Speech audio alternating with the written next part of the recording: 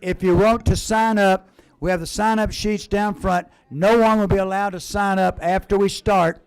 So, a bill. Now, you can sign up before we start a bill. Today, we're going to hear three pieces before 3:38. The order we're going to go. We will hear House Bill 114 first. We'll hear House Bill 224 and 148 second and third, and then we'll hear the 338 to give everybody a chance. So be sure you sign up if you want to speak for any of the bills. Courtney's down here. Sheena is here. If you have any questions, Sheena and Clayton are here. Courtney's down here at the sign-up sheets. We will be voting on the first three bills I talked about. We'll be a hearing only on 338, hearing only.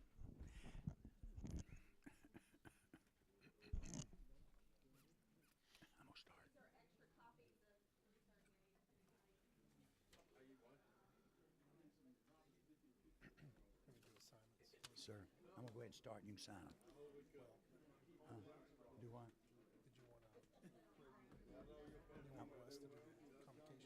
No, I'm going to go ahead and have the prayer. You call a meeting to order, assign legislation, and then we'll start the bills.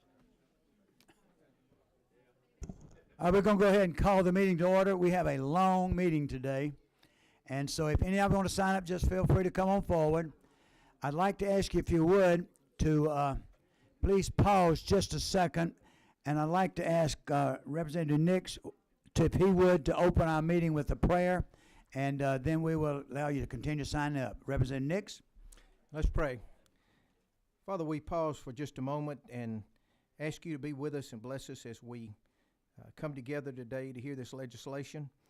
Lord, help us to have open minds to what we're looking at, and Father, to seek the best way to serve the children and the teachers and the families in our state. In Christ's name, amen. Amen. Thank you so much. I want to remind everyone, if you would please, to turn off your cell phones. If anyone has a question or they need to get something to someone up here, if you'll see Sheena, hold up your hand. See Sheena there, or Clayton, hold up your hand. Bring it up here. They will be glad to give it to a member of the committee. No one, please come past these desks. And again, I want to remind everyone today, we're here for a hearing. I expect no applause, no cheering, no jeering, no booing. We will not tolerate, don't want that. We're here to be very respectful and everyone have their own opinion of what they feel. So what we're going to do first, I'd like to ask our Vice Chair, Representative Casas, if he would, to please assign the new legislation we have. Thank you, Mr. Chairman. We have the following bills to assign. House Bill 273 by Representative Douglas.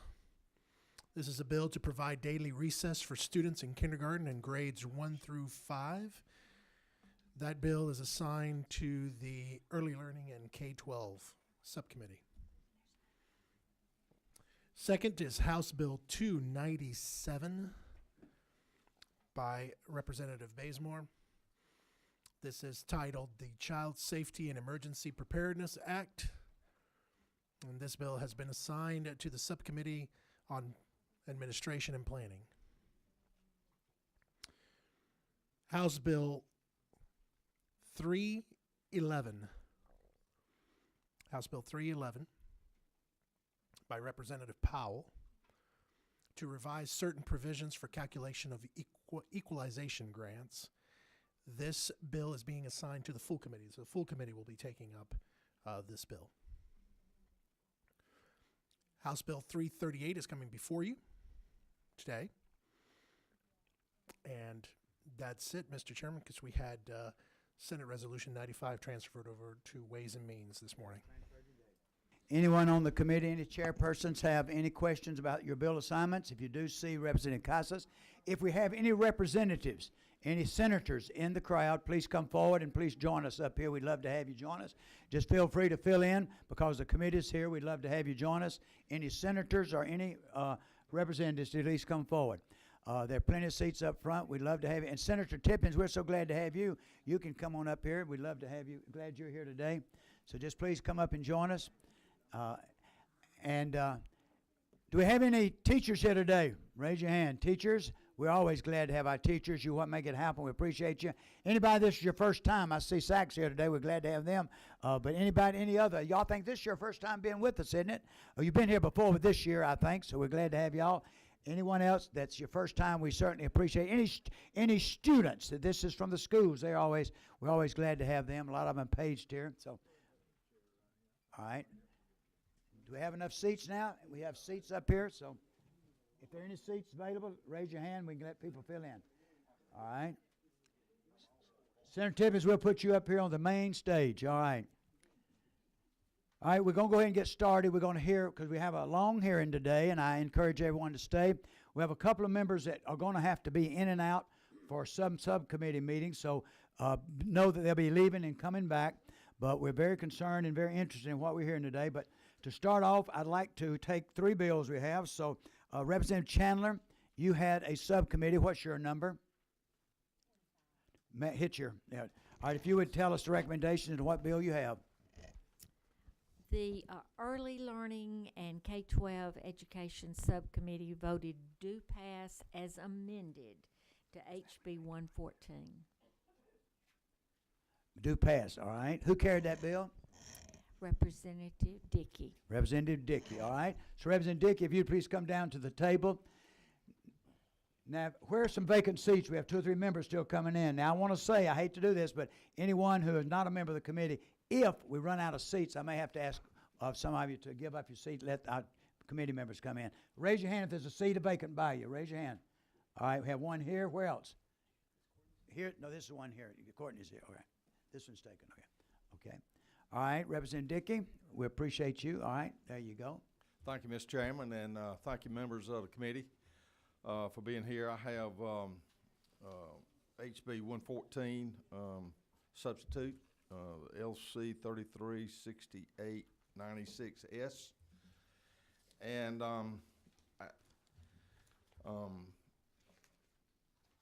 the reason for this bill was several members of the General Assembly brought to my attention prior to session some situations that were going on, or really probably more possibility of things that might go on with Move On When Ready. And we're also very supportive of Move On When Ready. This committee, I know, knows a whole lot about this program. We're very instrumental in starting this program and have shepherded along and continues to embrace it. I think I have not found anybody who is not supportive of Move On When Ready program. I know, as I said, this General Assembly, House and Senate, our governor has been very, very supportive of Move On When Ready. I found local school boards and systems to be very supportive of Move On When Ready and really embrace it. I know parents are very supportive of Move On When Ready. I heard from students who really embrace and appreciate this program that we set up in the state. I know our colleges and universities where they take these courses off campus have been very supportive and encouraging and helpful with it. And so that is really the impetus of this bill, is to continue this partnership that we have across all lines, parents, students, legislators, colleges, local school systems, to keep that partnership alive and strong. And I think we're very worried, some of us are worried about roadblocks and obstacles that might inadvertently be put in place in certain locales that would jeopardize this program.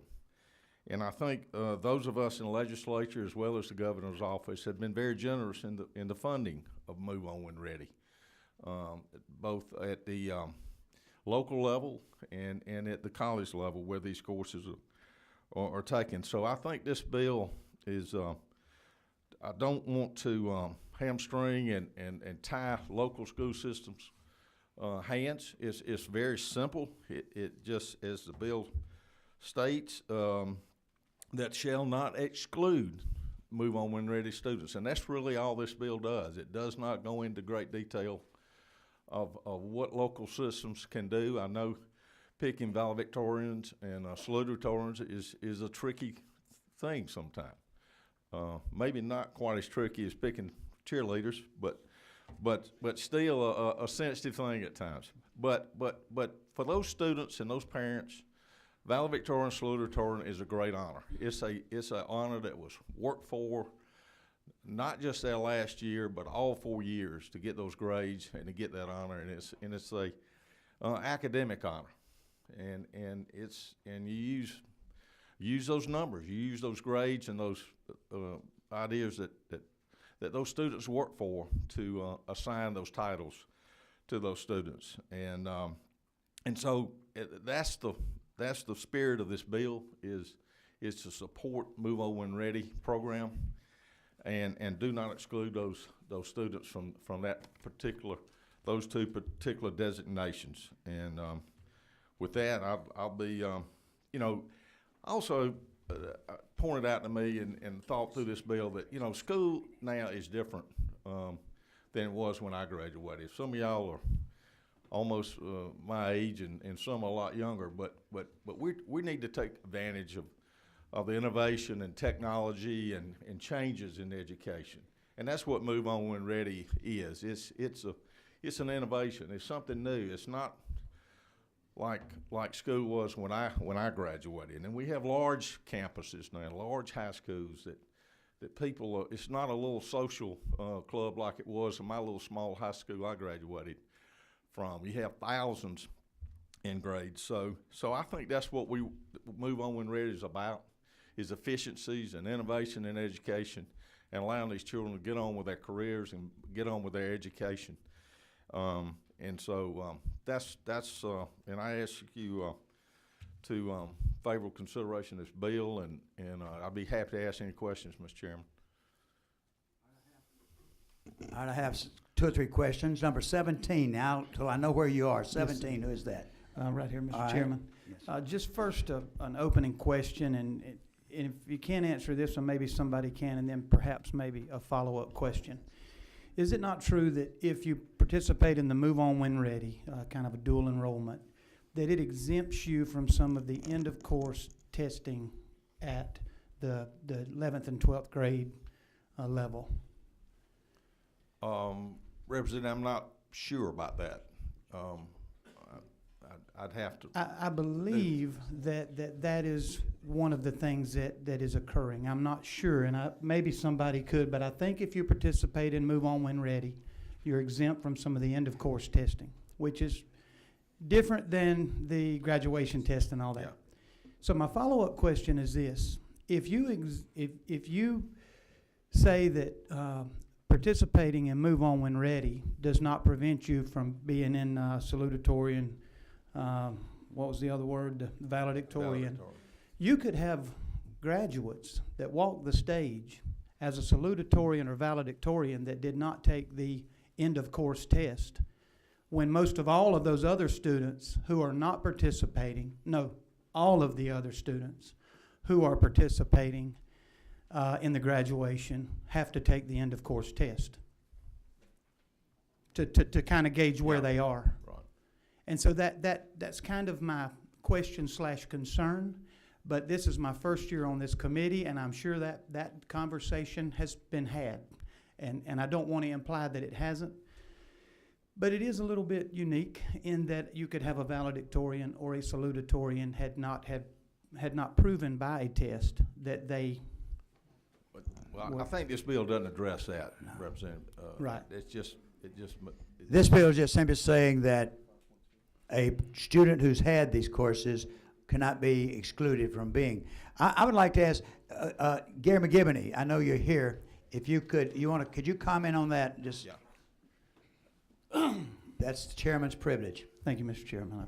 Nice to Thank you, Mr. Chairman. You are correct, Representative. Students that go to college on move on when ready. If they pass the course at the college, they do not have to take the EOC. Say that again. What are we doing? Okay. The Go ahead. question, the question was, if a student's in Move On When Ready and takes classes in the college, they are exempt from taking the EOC back at the homeschool. That was legislation that passed last year. So that's the exemption. They're exempt from taking those courses. All right. Okay. All right, thank you. All right, other question, number 13.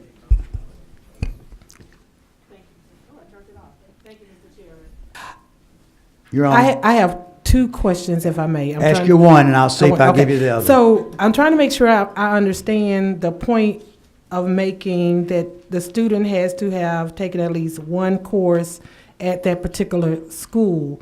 Is this saying that a student could graduate with a grade point average that would allow them to be valedictorian, salutatorian, without ever attending the school? Is I'm trying to understand why that point is in there.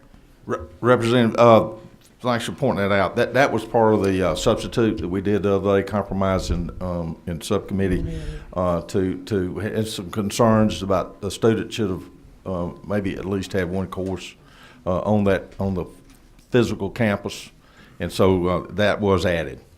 Okay. Do I get my second question? One more. Go ahead. So one of the challenges I've heard from at least one parent with a student that's doing Move On When Ready, the districts, various districts post the grades differently. And the end result is their grade point averages are affected, which is affected them with potentially, once they go into college, being at a certain average. How will this bill address how the grades will actually be posted at the high schools? This bill does not address that. It just simply says they should not be excluded of Move On When Ready student because they are a Move On When Ready student. So I think you do have a concern, and they are, I agree, calculated in different ways in different systems. So I'm not, I don't anticipate this bill at the present form addressing that issue. All right. 16. Thank you, Mr. Chairman. Thank you, Representative Chairman Dickey. I just want to make a comment and a comment about the bill. I think that when we talk about making sure that our students are excelling and that they are able to be at the top of the class, I think that the Move On When Ready has done a great job with that. And those students, like you said earlier, should not be penalized because they chose that particular route of Move On When Ready. And if they have taken, I think that Representative Carter brought up the substitute about that they could not, they would be ineligible if they just transferred into the school and had not had at least taken one course at the school. So that fixed that part. So if a child chooses at 9th or 10th grade to leave the school, have already taken the end of course, all the requirements, and decide to use the alternative graduation route, then I think that child should not be penalized for going ahead and actually excelling and being able to still participate. And so I definitely support this legislation because I know of students who are using the Move On When Ready route. And we want to make sure, and it's not true that it's not saying that the school has to let those particular kids be the valedictorian or salutatorian, that it's just making them eligible. Absolutely. Thank you, Representative Stovall. Yeah. Well said. Ladies and gentlemen, I'm going to take a chairman's privilege. This board is up like a candle. We got something. This bill is important, but it's obvious that this is very confusing. We had a lengthy hearing, and I encourage everyone to attend these hearings, which it's obvious we needed to have it in full committee. I'm postponing this bill till next hearing where we can have because I've got tons of questions. And here's what I'm asking you. If you have any question, you are to contact Chairman Dickey before the next meeting. We're getting Move On When Ready confused with what this bill is trying to do. This is not a debate on Move On When Ready. This is debate on valedictorian, whether they should or not. So, Mr. Chairman, chairman's privilege, because I can't take all these questions. If they were a minute apiece, we'd be 30 minutes more. So, if you don't mind, if that's okay with you. Absolutely. Thank Mr. you. Chairman. Good. Thank you. Okay. And Representative Belton, if yours takes this long, you're going to be moved out too. So, call the question. Come to court. All right. Next bill we're going to take up will be by Representative Belden, he'll be doing House Bill 224. Thank you, Mr. Chairman. House Bill 224 is a bill that would allow only military children who live on a military base to go to the school of their choice only within that county. As you know, I've had a committee this summer did a lot of work on trying to make sure we protect our military bases. And one of the things that we heard from the Pentagon over and over again is that Georgia is not perceived as a military-friendly state. And one of the issues that the base commanders came to me over and over again was that they want the military children, which is only 1% of the children in a county in these areas, to be able to go to the school of their choice only if they live on a military base. And again, Georgia has the 5th largest military population in America. $20 billion a year we get from the military, 1/3 of a million jobs.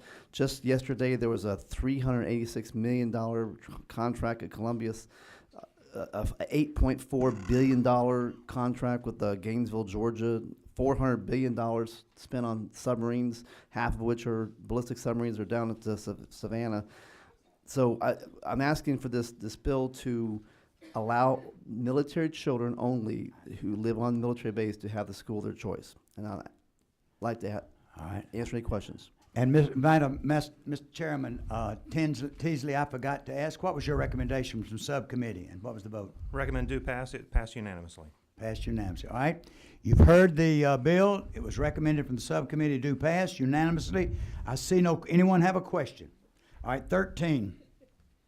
One question. Okay, thank you, Mr. Chairman. I think my concern is if we are opening up to, let me start by, I appreciate all that the military families do. I appreciate what you're trying to do. However, if we open up, military students can go to any school that they would like within their particular area, city, county. How does that differ from allowing all students to have that option? Military children, their mamas and daddies, go to war. They lose their limbs, they lose their lives. And military children have 3 times more incidences of mental and behavioral issues because of the fact that they're having to move every 2 years, their mamas and daddies are getting killed, and they're going from state to say, I was a military child. You can see what a mess that it made of me. So what I'm saying is for this 1% of children, only in these counties, that we should make this exemption for them. And I want to say that we have a law in the state right now that says any Board of Education in the state of Georgia can open their system up to choice and allow what we're doing. Any system. Beaufort does it, Marietta City does it, Decatur, a lot of systems do it, so we have that law now. So this is not, all right, number 3. Number 3. Yeah, thank you, Mr. Chairman. My question is, thank you for the bill, and who would be responsible for transportation? The parents. Okay, right, thank you. All right, any other question? I see none, so I'd entertain a motion at this time. I have a do pass motion. Do I have a second? Any discussion? No further discussion. All in favor, please indicate by saying aye. Aye.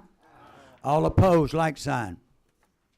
All right, Representative, you had we moved. I think Representative Belton, you have another bill that you're doing for Representative Glanton. Is that not true? That's exactly right, All sir. House Bill 148, Lima Charlie 336782. It's honored by Representative Glanton to present this bill. This bill passed the House unanimously, passed the Senate unanimously, was vetoed by the governor because of some added language that the Senate added. So all it does is it says that the Department of Education, which they are requesting, will add a unique identifier to identify these military children, that they are military children. Actually, the Pentagon is doing the same thing on the federal level, so this will help the Pentagon do the same thing. So all I'm saying is that the Department of Education will keep track of the military children. Now, I want to say to the committee, remember, this bill passed unanimously last year from this committee, passed the House unanimously, went to the Senate, passed unanimously. The Senate, in their wisdom, attached a lot of stuff to it, and the governor vetoed it, okay? So, any questions? All right, do I have a motion? I have a do pass. Do I have a second? I have a second. All right, any discussion? All right. All in favor indicate by saying aye. All opposed, like sign. It does pass. Thank you, Mr. you so Chairman. much. All right. Now, ladies and gentlemen, we're moving on with the agenda. We're going to move to House Bill 338. Remember, this is a hearing only, and I have about 22 people who want to speak. So we're going to talk about that, what we're going to do after that. So Representative Tanner, I want to commend you for the fine work you've done and the many people you've talked with, and a lot of hard work here. So the floor is yours. Thank you, Mr. Chairman. We are going to be talking about House Bill 338, LC 33671 today, 6871 today. And also, is Courtney out? She has a handout. We'll go ahead and pass those out. These are hot off the press, Mr. Chairman, for the committee, but this is from House Budget and Research Office. It's some talking points on the legislation that might help dissect the plan for the members of the committee. I thought what it might be helpful if I did is just kind of give an overview of how we got here today, Mr. Chairman, and then from that go through the details of the bill and then answer any questions that the committee has. When we started having the conversation last session of the Opportunity School District, and then we had the Opportunity School District on the ballot, I think one of the things that did that was very positive was it engaged a lot of stakeholders in the education business, parents, teachers, others, to recognize and I think in some cases to admit for the first time that there were schools in this state that were below standard and that needed help. And in listening to the Opportunity School District debate and listening to those who were opposed to the Opportunity School District and listening to what arguments they made, I tried to take those to heart and talk to those individuals and listen to their concerns. And some of the things that I heard during those conversations in the area that I live, and it's probably pretty common to where you're from, was it was taking away local control, that it was going in and taking over a local school system and actually occupying a local building, taking over local tax dollars, and without even trying to help or intervene in that school. And it was going to be forced upon the parents also, so they were replacing one system for the other. So we heard all of that. So I started working very closely with superintendents and with school board members and with teachers and with principals and others that I know and folks that I've got to know over the last several months. And many of those individuals don't always share the same opinion I do, but I've always found it's helpful to challenge yourself with listening to other people's viewpoints and opinions. And from that, we have a piece of legislation that's come up that's went through numerous drafts. We've listened to people who have certain points of view on certain sectors of this bill. We worked with the governor's office and his policy staff. Senator Tippins, I don't know if he's still in the room, but has been a valuable resource to us, working with him in the Senate and trying to develop something that would help students that are in schools that are not being successful. Not only help students, but help communities that are in areas that are not successful. So I think that we've gotten close to doing that. I don't think there's a silver bullet, and I'll say that. Is this a perfect piece of legislation? Absolutely not. I don't know that we've ever produced in this General Assembly a perfect piece of legislation. But I have started saying on a regular basis that at some point we have to put a stake in the ground and start making forward progress. And also, before I go into the details of the bill, I also want to say, Mr. Chairman, I appreciate your leadership because you and I have shared a lot of phone calls and a lot of visits together over the past several months. I also appreciate Leader Abrams and her appointing a group from the minority party to meet with us and to work with us and to offer input into this legislation. And I appreciate the way they came to the table also. It was in very much a nonpartisan, non-political manner. It was about trying to find a way to have buy-in from the education community and actually solve some of the problems we were attempting to address. So this shouldn't be a political issue and it shouldn't be a partisan issue. This is about trying to find ways to help our children. So, Mr. Chairman, I'll go through the legislation and what we're attempting to do here. And I will say that when we first attempted this process, we started out rewriting current law and rewriting current code. And then we decided to leave the current code intact because for the past 16 years, and on the handout I gave you, you'll see some of this language, but for the past 16 years in Georgia law, there has been legislation that would allow the State Department of Education to take certain action through our contracts that we have with schools for schools that are not being successful. And that's one of the things that we heard during the OSD debates also, is why are you not utilizing some of the factors that's already in state law and already implementing and already holding schools accountable. And also when I was meeting with one of the groups that represents some of the employees of a school system, and I won't call this group out, but it made me feel good to hear them say they wanted accountability. They said for too long we had been doing things, having contracts, and the school wouldn't meet the contract and the state never did take any action. And I think that's what we heard during the OSD debate also, is we're not using what's in existing law. So we're building on, Mr. Chairman, existing law.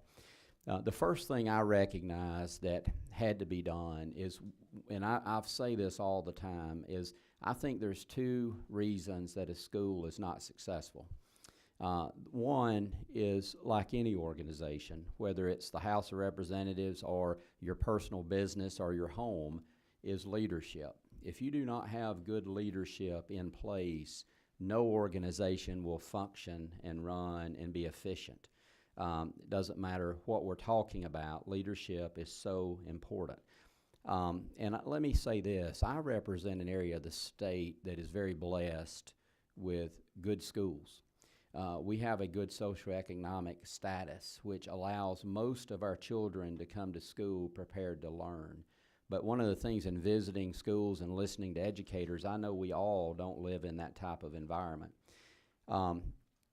Someone who may be a good principal or a good leader in my community probably could not come to some of your communities and be a good leader in your schools. It takes a very dynamic individual to run and turn around some of these struggling schools. But I'll tell you, I've had the opportunity to go to Denver, Colorado, and to go to some other places in this country and to meet individuals who have turned around struggling schools and struggling school systems. And when you meet them, you know you're in the presence of a different type of individual. They're dynamic, they are no excuses, and they're just, you just want to be around those kind of individuals because of the talent they possess and how they put the student first in everything they do in that school system. One of the things that really got me thinking about how important that type of individual is a specific superintendent who has 200,000 kids in her school system. And she assigned every single employee of the school, the janitor, the lunchroom worker, everyone was an advocate for a child. They advocated for a child. They put everyone that worked in that school put the student first. She increased her graduation rate from 50% up to some unbelievable numbers in about 8 years because of that leadership. So the first thing we're doing here, Mr. Chairman, is we're recognizing the need for that type of dynamic leader, and we're calling them a chief turnaround officer. In this legislation, this chief turnaround officer would be hired by the State Board of Education, and they would work for the State Board of Education. And we set out some basic minimum qualifications that we think that they need to have. In the legislation before you on line 30, it states they've got a minimum of 15 years of K-12 education experience. They hold advanced degrees in K-12 education, and they have been a principal or higher in a public school system for a minimum of 3 years. So they have worked in the public school setting and managed in that environment. And then line 34 is they have extensive experience in turning around failing schools. Yes. Let me interrupt you. This should not have happened. We handed out, you've got two versions on your table. Be sure we're looking at Kevin's version. There's one that's got some red lines we shouldn't have been handed out yet. So if you would, be sure you got the right one. Give your number again. I'm sorry, I apologize for that happening. LC 336871. All right. And it's no red line. They probably all have that same number. It's in your folder. It's in your folder. The one you want to use is in your folder, not red lined. I'm sorry they were handed out. That's all right. Go ahead. Okay. Put that aside. All right. Okay. Thank you, Mr. Okay, Chairman. I'm sorry. That was because I had some people say, Confused, all right. Everybody okay? Please hold any handouts until I ask you to hand them out, okay? Okay. All right, thank you, Mr. Chairman. The, so the chief turnaround officer would have in this legislation minimum qualifications that we went over. And primarily, I think one of the most important things is they have had experience in turning around failing schools. So this person would come to the table, to this position with some credibility when they went and met with and taught with local schools. They had been there, done that. They had worked in this environment before. And then any other qualifications or experience that's determined by the state board. One of the things that this chief turnaround officer would do is they would, and this is coming a little bit out of order, but I think it's important in the way your legislation is laid out. But one of the things also that we did, and this is came from a recommendation of the group that we met with from the minority party. There's in an effort to have complete buy-in and to try to get complete buy-in from the education community, because I recognize from dozens and dozens of meetings, there's always going to be a degree of skepticism out there with the education community when the state's trying to do anything. So we created an advisory committee that would be made up of certain individuals that would be from the School Board Association, the Superintendent Association, and others, and I'll go through that in detail in a minute. But before the state board hires this individual, they're going to work with this advisory group in helping determine what other qualifications are important, what other education's important, what type of background's important. And if this group has any suggestions of individuals they know that they think are qualified, that they want to be considered, then they have the opportunity to bring that to the state board also. So again, we want to have as much buy-in from the education community and have as much input from the education community as we can get in this process and developing this person who ultimately will be the leader in the chief turnaround officer position. And then you go on down, Mr. Chairman, the chief turnaround officer will manage and oversee a system of supports and assistance for low-performing schools identified in the greatest need. And again, taking a little bit out of order from the legislation, but one of the questions that I have received a lot of since the legislation was dropped is how are you determining who is considered and I'm trying my best because I don't like the term, but it's used commonly, failing school, but below standard, which school is below standard, how do you determine that? Where does that list come from? Originally, and Mr. Chairman, you know this, in some of the earlier versions, we tried to define what that was. But it was very difficult because there's a whole nother argument and a whole nother conversation that we could have on CCRPI and the measuring tool that's used to measure schools. But what we kept coming back to is if we stay with the same, under current law, the Governor's Office of Student Achievement and the Department of Education publishes a list annually of these schools, these substandard schools. There's 153 currently on the list. Again, currently, and it's not in the law how that list is going to be derived. Currently, I believe they are using the CCRPI, and they're using one standard deviation below the average. So that currently would be around 62 or below you would be on this list.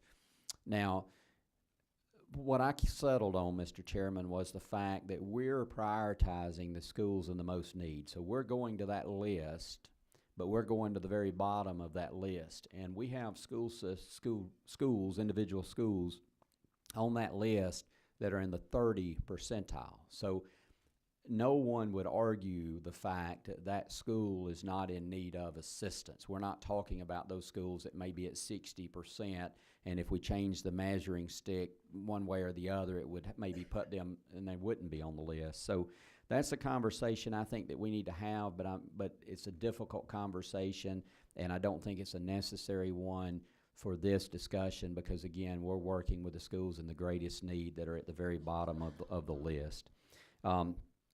The chief turnaround officer then will recommend individuals experienced in turning around schools of similar characteristics, again, in listening to our partners in education, listening to our partners on the other side of the aisle, and understanding that when we bring in what's going to be referred to as a turnaround coach to be assigned to work with these individual schools, they need to have experience in working with that type of school.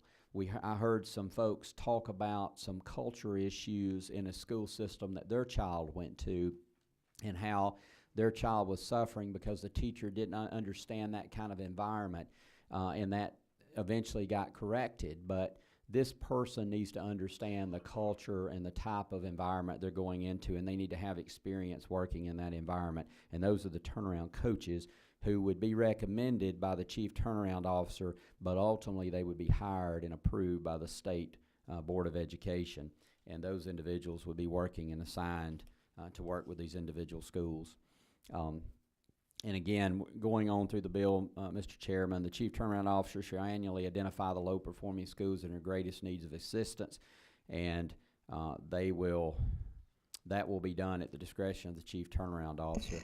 I've talked to several people about tightening that language up a little bit. The idea there is, the intent there is, again, they're going to go to the list published by the Department of Education and GOSHA, and they're going to the bottom of the list, and they're picking those schools. One of the things, and I think I talked to the School Board Association about this, is we don't want to just have it purely limited to that bottom group, and a couple of examples that we discussed, and I think they may say that they would agree with this. If I'm going in as a chief turnaround officer to Tanner Elementary, and up the road there's Coleman Elementary, who is maybe number 40 down on the list, it's not at the bottom, but my resources would allow me to work with both of those schools simultaneously. We want to give them that much flexibility. The other thing I think that would happen here is once people see, and the education community sees, that this can work and is working, and the intent of this legislation is good, and the intent of the chief turnaround officer is good, we may have schools on the list that may ask for us to come in and assist them. So if they requested it, regardless where they fell on that list, if they were on the list, we would like for the chief turnaround officer to be able to take that into consideration. So I'm going to walk you through, without necessarily going line by line, but just tell you how this would work in this legislation, Mr. Chairman. Once the chief turnaround officer identifies a school that they're going to work with based on need, then they would approach that school. We know that all of our school districts in the state, 178 of the 180, have a contract with the state. And in exchange for them agreeing to do certain things that are already in the law, we agree to give them certain levels of flexibility. So they would go to that school that they wanted to work with, and they would approach the school with an amended contract. So this all goes back to the contract. In that amended contract, some of the things that would occur would be, the first thing that would occur is the chief turnaround officer and the turnaround coach assigned to that school, along with a local RESA, would go to that school and do a very in-depth analysis and evaluation of that school system. They would determine on a case-by-case basis, why is that school not being successful? What factors are happening here? You know, is there a leadership issue? Is it strictly the fact that kids are coming to kindergarten not prepared to learn, and we don't have the right programs in place to maybe bring those young people up to speed in time? Whatever the case might be, these individuals would make that determination. Now, if the chief turnaround officer felt like it was necessary to bring in a third-party expert to help with that evaluation, they can do that. That third-party expert would be determined through an RFP, RFQ process done on an annual basis by the Department of Education, State Department of Education, the State Board. They would develop a list of individuals who were qualified. The chief turnaround officer would review those. They would make a recommendation to the state board, and the state board would adopt that. One of the things we've talked about is having this advisory group also plugged in to that conversation also, and having them give input to that also. So if the chief turnaround officer felt like they need to use a third party, they could do that. If the school was in agreement that they would use our third party off our list, they could pick whoever they wanted to use from our approved list of vendors, and the state would pay for that. So it would be at the state expense. If the school felt like they did not like any of those third party vendors and they wanted to use their own, they could offer up a suggestion, but that person would have to go through a vetting process. The qualifications would have to be there, and the school would cover the cost. So again, there's an incentive built into this whole process to try to get the schools to want to work with the state. They go in and do the analysis. They provide a very detailed report back. Here's why we think this school's not successful. Chief Turnaround Officer reviews that.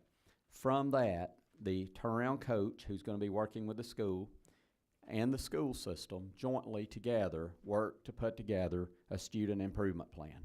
So that's a roadmap they're putting together based on this analysis that's been done of how do we get better? What do we do to get better? What are the steps that we need to take, the road we need to be on to improve? And they submit that to the Chief Turnaround Officer for the Chief Turnaround Officer to review and ultimately approve. And that becomes the roadmap that the Turnaround Officer, the coach, and the school will use going forward to get better. Now, there has been conversation by some folks involved in this debate that maybe we should go in year one and start requiring certain things day one. That we're going to require these schools that have been on the list for too long. These schools have been not successful for way too long, and we need to stop giving them any other opportunities. Let's go in and immediately start requiring consequences. Well, my argument to that is simply, I just don't think that we've had the ability to intervene and the ability to offer the type of high-level expertise, high-level of experience, and specifically experience in turning around these schools, doing this detailed analysis by a group of people who have done this from possibly other parts of the country and who have high success rate, and working with them. So in this legislation, no matter what the school does, if they amend their contract, we're going to try to work with them for 2 years. Now, if they just refuse to work with us, we're not going to cooperate with you, we amended our contract, we're not going to do anything you tell us, turnaround coach, you're not welcomed in our building, chief turnaround officer, you're not welcomed in our building, just don't come back. Then after 2 years, going into the third year, after 3 years, that's when the chief turnaround officer can start saying, you've got to implement this, you've got to implement this. The plan that you put together that we approved said that you were going to do this and this. Now it's time to implement it. Whether it's a leadership change or whether it's a program that needs to be implemented. Let me say this, because I've read some people's articles, and sometimes I'm not sure that some people actually read or at least understand the legislation correctly, but they compare it to OSD. And let me say this. OSD was a constitutional amendment that would allow the state to have the power to come in, physically take over your school system, and you had no say in that. The state could do that.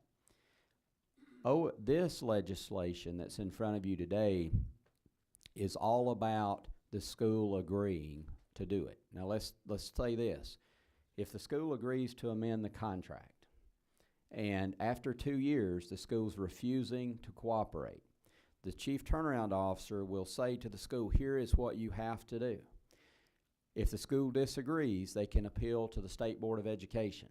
The State Board of Education will either say, school system, you're right, I think the chief turnaround officer is wrong, we're going to let you do this instead, or they're going to say, no, we side with the chief turnaround officer, implement it.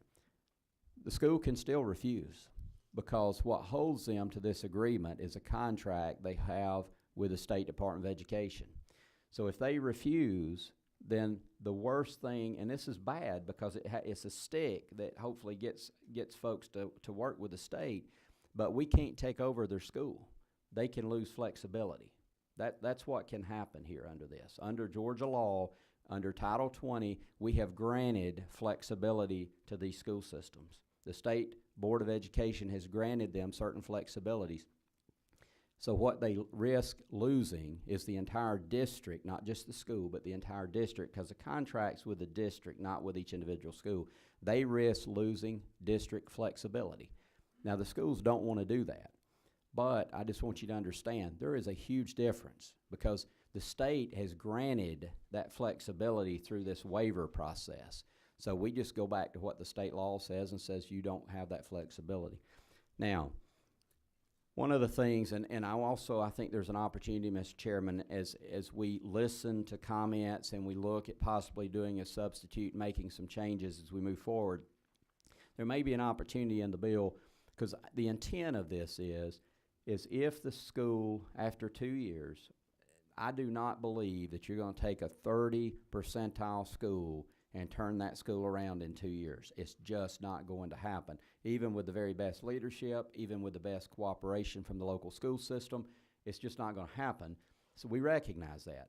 So the intent is, and there may be a way to make it more clear in the legislation, Mr. Chairman, but the intent is, if the school is cooperating, if they're working with us, if they're doing the things we're telling them they need to do to get better, then we're going to continue to work with them. If it takes 5 years, 6 years, 7 years, it's not about that they've got to perform at a certain level in a certain period of time. It's all about the level of cooperation that they're working with us.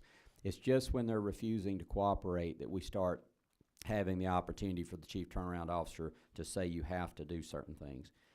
Now, let me back up to a couple of things that's also in the legislation I think that's important. If the chief turnaround officer, because I think there's 3 scenarios that can happen here. When the chief turnaround officer identifies a school that's not being successful they want to work with. We just talked about one. They go to them, they agree to amend the contract, they amend the contract, they do the evaluation, they work with the school to do the student performance plan, they're working on the student performance plan, they're making progress, they're cooperating when we continue down that path until we feel like, and the school feels like, that they're able to self-sustain that growth pattern. And that's important, because if the school's working with us and they're getting better, we want this to be a sustainable program.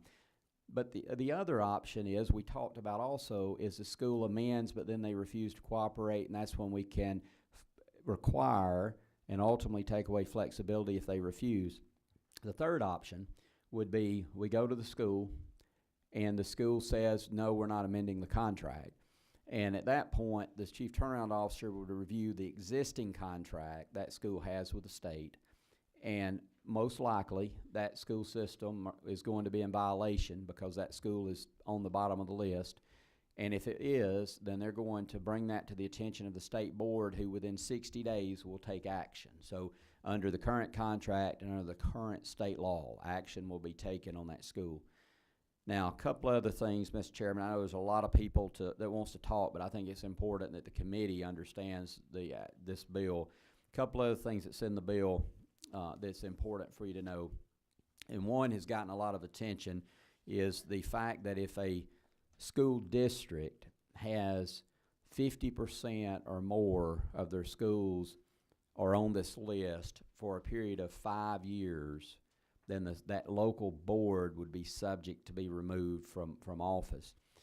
Now let me tell you, currently in Georgia, there's no school district that falls in that category. The last one would have been Dooley. No school district falls in that category. We're talking about the very severe case out there that might occur in the future. But again, it's all about incentives. But the incentive is, if one of those schools are getting in that condition and they agree to amend their contract and work with the chief turnaround officer, then that is told. In other words, that clock stops. So as long as they're working with us and cooperating with us, that clock stops and we're not moving to that next step. This is all about trying to build a partnership to work together. It's not about punitive action, but it's just like the representative from one of the teacher organizations told me, if you don't have some accountability built in, nothing gets better. There has to be accountability. I learned that from my father at a very young age. So there has to be accountability. There's love, but there's accountability, and I think it's important we have both. Now, the other thing this legislation does, and let me say this before I move to that, the Education Advisory Council is on 166 through 177, that list who all's on that committee: the Executive Director of Georgia School Board Association, the Executive Director of the Georgia School Superintendent Association, the Executive Director of the Professional Association of Georgia Educators, the Executive Director of the Georgia Association of Educators, and the President of the Georgia Parent Teacher Association. I know I've had other folks mention some other organizations. You know, Mr. Chairman, I'm open. You know far more about who the experts are in this area. The idea there is to have the right people at the table giving advice to the State Department of Education when they're making the most crucial decision, in my opinion, that they'll make about the future of K-12 education. The other thing on 179 this legislation does, it creates a joint study committee to look at the possibility of state accreditation. Under current law, the only way a board of education can be removed from office is if that board of education, that school district, loses SACS accreditation. SACS accreditation primarily only looks at governance. The idea here is there's three factors that are probably important in a successful school district. One is governance, one is financial, physical responsibility of your finances, and the third is student performance. So I don't have the answer today, committee and Mr. Chairman, of what that would look like. So all we're saying is let's bring a group of stakeholders together to explore the idea, is this a viable option? They may come back and say it's not a viable option, and then we don't move it forward. If they come back with a positive recommendation, and then there's a representative or a senator who wants to bring legislation to create such an entity, then we'll have that debate at that time. But this is just, again, we're trying to think about at all levels of how we can have accountability in this process. So that would be created in this legislation also. Mr. Chairman, also on, and so I have been asked the question of when that would go into effect, as far as when it would be as of July 1st, 2017, Mr. Chairman. So we know, again, there's absolutely no school districts that currently fall into that. On lines 369, this is where we talk about an annual report. We want, as the General Assembly, to know, is this working? Too many times in government, and when I served on the Board of Corrections, I can remember when we looked at some facilities that we had at the time that were supposed to be doing certain things. They had been there 10 years, and they were set up for a really good idea, and it should have worked, but it didn't work. But no one ever stopped. In the bureaucracy of government, sometimes we don't stop to ask, is that working? Are we spending our money wisely? Well, we want to know, is this working? So we want to see a report. Here's the school on the list. Here's the action being taken. Here's the progress. We want to see if it's working. Is this Chief Turnaround Officer idea working? The other thing I think that's important, and you'll probably hear a lot of people today talk about resources, and the fact that the schools need more money, and lower performing schools need more money. And I'm not here to say that I disagree with that. What I'm here to say, though, is when we put that Chief Turnaround Officer on the ground with a turnaround coach, they're going to be able to tell us what the needs are in that school system. And they're going to have, I believe, credibility with this body and with the governor's office, that when they tell us the needs in that school system, that we're going to take heed, and we're going to be a lot more out to provide those resources when we know we have a system in place and we know where the money's going. One last thing I want to say, and then I'll open it up for questions. Chairman Coleman, I know, has a bill that is a tax credit bill. Again, and I want to give kudos to Chairman Coleman, and also, though, to the folks we work with in the minority party on this issue. One of the things that we talked about in a meeting that we had was requiring that money be used for these types of schools. And Chairman Coleman has agreed to do that. And if that passes, then we'll have at least $7 million a year that will be administered, that will be directed to programs that we could initiate in these types of school systems. Maybe it's an innovative reading program that has been proven successful somewhere else.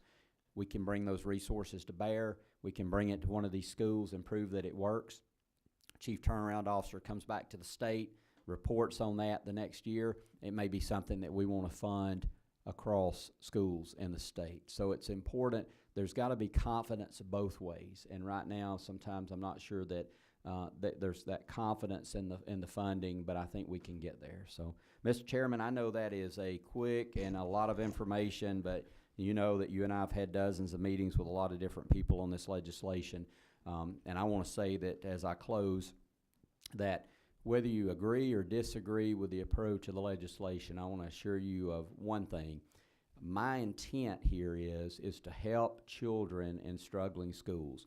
It's not a political intent. It's not an intent for the state to come in and take over K-12 education. All 4 of my children have attended and attend public schools. My goddaughter's uncle was the superintendent for many years in our schools. My goddaughters are teachers. My wife's a teacher. My aunt was a teacher. I love public education. But we have to give the same education opportunities to the very poorest child in your district as we do to the very wealthiest child in my district. And just sending a check to those districts is not going to get the job done. There has to be accompanied by leadership and accountability. And Mr. Chairman, I believe that we're on the road to establishing the framework to creating a system that has the opportunity to do that. And my intent in this, I assure everyone, is the purest sense of trying to find a way to help those struggling students in those schools. Mr. Chairman, I'll be glad to answer any questions. I want to thank you, Chairman. Great job, and I want to assure you, I have never seen anyone work as hard, as thorough, and a fantastic job of presenting it. I mean, you did a great job presenting it. And I want to, at this time, I'm entertaining questions from the committee. Now, I'll take you in the order in which your lights light up. Number 19. That's all right. Thank you, Mr. Chairman. Setzler, Representative Setzler. All right. Representative Tanner, appreciate your presentation. I appreciate your recognition that this is a slow process. I mean, these implementing these things and giving a couple years, and then with the coaching of these turnaround mentors, if you will, it's going to take multiple years to move these schools. To that point, though, if we look at the individual child, if you have an individual child in a school or even in a system that's not working, I have no doubt that these interventions can turn a school over time, and with leadership and all the interventions that take place over the course of a few or half dozen years. But for an individual child and our parent that's looking at a child in a school that's clearly not working, what does the parent do? I mean, is there not an intervention we need here for the individual parent to say, you know what, I can't wait 6 years for my first grader. I need to have a scholarship to take my child from this school setting somewhere that works for them this year, next year, not in 6 years. Well, and that's a very good question, and I will tell you, when the first meeting I had with the Georgia School Board Association's executive team, and I think Angela's here and will probably speak, the draft I had at that time had in the legislation a K-12, what I refer to as a K-12 scholarship option. So if the school was on the unsuccessful list for a certain number of years, then that parent would have the opportunity to get the state portion of the funding, and they could go to another school. That school could have been a private school, and that school could have, the private school would have to be on the list the same as our special needs scholarship schools are on the list, following the same idea in the law. So that was in the legislation. Now, and sometimes I get myself in trouble for being too direct and honest, but that's okay because I think that's the best way to handle our business. But if this legislation was purely about what Kevin wanted, and then that would be in the legislation, because that's my personal belief, that I think that the ultimate choice, because we hear, and we're going to hear a lot about local control today, and we heard a lot about local control during the OSD argument. But the truest, purest form of local control is a parent who's trapped in a failing school having the opportunity to do something about it. And it doesn't matter if you're white, black, rich, poor, wherever you come from, because I've been pulled out to the ropes by more children who come from areas that I don't represent that are crying out saying, I want an option. So, but let me say this, I think it's extremely important. And we'll hear today whether or not we're close to this or not, but I think it's important to try to start from a place of consensus to some degree, because I think that this task before us is a mountain we got to climb. that we as a state cannot climb without the local school systems supporting us, without the local boards of education, the superintendents, and the teacher organizations being on board. I write off people who completely are off topic and off when they say things that the bill doesn't do or say, and they try to say it's just like OSD. That's just not factual. So I don't listen to those people. But when people bring real ideas to the table and a real concern, and I'll tell you what one is, and the real concern is if we go, most of these schools that are on the list are minority schools. I believe around 70% of them are elementary schools. They're in poor districts with poor people. If we give the scholarship, the people who are in the school that have some means to go to a different school, transportation's a huge issue that I don't know the answer to, then so the best leave the school, and then it's left with everyone else. That's the argument. So, again, my view is I like the K-12 scholarship idea, but I'm not going to be able to build the consensus and the support I need to try to actually accomplish something in this legislation, because if this is the state versus the local government, this is not going to work. Mr. Chairman, I appreciate your heart, Representative. I know that's where you are, and I raised the question because, it is our responsibility to change these schools over time, but we have an urgent need for the individual child. And I'm not talking to you as much as I'm talking to everyone who's listening and everyone who's watching on the internet. We have a moral obligation to the individual child, not to a decade of kids, but to the individual child today to give them an option. I know that's your heart. And I would just challenge us all to put that on the table. Don't keep that off the table. It's something we're not willing to debate, Mr. Chairman. I think it's important before us today, and I appreciate you. No, and I encourage you to put that down and put that as part of the debate. I'm not. All right, 16. Okay. Representative Stovall. Yes, thank you, Chairman Tanner. The question I have with concern here, it kind of goes a little bit with Chairman Setzler, is when you're looking at the time frame, even when you go to the part about the Title I schools, and most of the schools that are on the list are schools that are Title I schools. And the benefit of a parent being able, though in the bill it says the parent can choose, but what options really are left for that parent? Because if the school in that same school district is a Title I, it's on the list as a parent, and even if it's set saying, okay, that particular school may be a C school, well, as a parent, I don't want to send my child to a C school. And so to me, that kind of still limits the parent's choice because they don't have any other choices. And then if they choose a non-Title I school, then if the funding is not there, say 1 year the state we fund it, the next year we don't fund it, then that same parent is now stuck almost like it was with the No Child Left Behind when that option was given. And so if the money is not there, they can't. So I guess, like you said, it's trying to find that balance that really at the end, the parent still doesn't have a choice. If we kind of look at how the bill is structured, they're still stuck. And if they're at a Title I school, they don't have necessarily the resources to be able to get that child to a non-Title I school without staying within that school district. Thank you. No, I agree, Representative Stovall, and I feel for parents in that situation because the only way out of poverty is a good education. That's the way we can give people a hand up in this world, is to provide a good education. And under our state constitution, we have a duty to provide a good education, adequate education to Georgia's young people. So I agree. Representative Carter. Thank you, Chairman.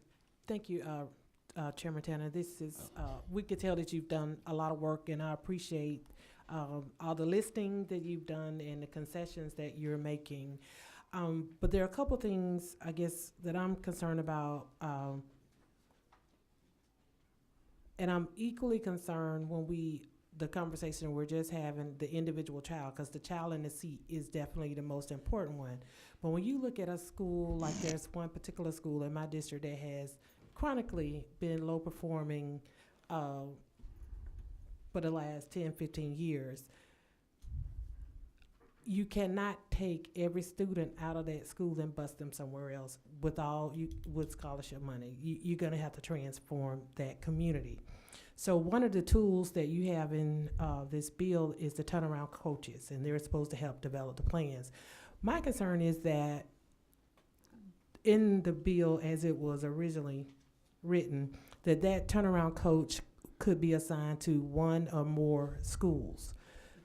So my concern will be, have you considered capping how many schools the turnaround coach would have? Because I would be concerned that they wouldn't have the capacity to address the need if we overload them with too many schools. Because again, ultimately, we're trying to affect the student in the seat. Well, and that's a good question, and let me answer it this way. I am a guy that can develop a framework for something to work. You know, I've always said a good leader is like a conductor of the orchestra. You may not be the best saxophone player, but you know who he is, and you put him in the seat and let him play the saxophone. And every once in a while, you might have to tune him up and put somebody else in the seat.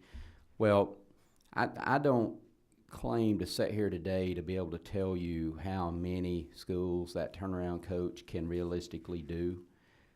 That's why I think we have to leave some flexibility for the chief turnaround officer, who, if the right person is hired, is an expert in this field. And if we're going to hire an expert in the field, I want him to be able to say to us and to the state board, you know, these schools require more work, so I'm only going to be able to assign this turnaround coach 2 schools. Or this school doesn't require much work, or we're going to have 5 schools. I just want to leave that flexibility up to them, so that we're not telling a doctor how to practice medicine as legislators. We're letting the expert do it. I just want to set a framework. Now, I believe this legislation will change over time as the chief turnaround officer reports back to us. So going in the future, if we start seeing that becoming a problem, then I think we should take action on that. But initially, it would be nice to let that chief turnaround officer have that flexibility. And that's one thing, Reverend Carter, that we talk about the money. That's why we've got that bill. I've been around too long and seen a governor start reading recovery, lead reading teachers, lose it 3 or 4 years and leave. We got the governor to guarantee 15 years. Let's give it a full cycle, and we're going to get that up. It goes up to $10 million. We're talking about $150 million over that time to do what you do. That turnaround officer says, I need some help. That's where the money. Okay. Did you have another question? All right. One more question. Okay, so one of the, I guess the biggest concerns that I'm hearing from constituents and leaders around this legislation is the reporting of the chief turnaround officer. And I do see that there have been some amendments that you've made to that, but I'm still not clear where, for lack of a better term, in the org chart, does the chief turnaround officer land?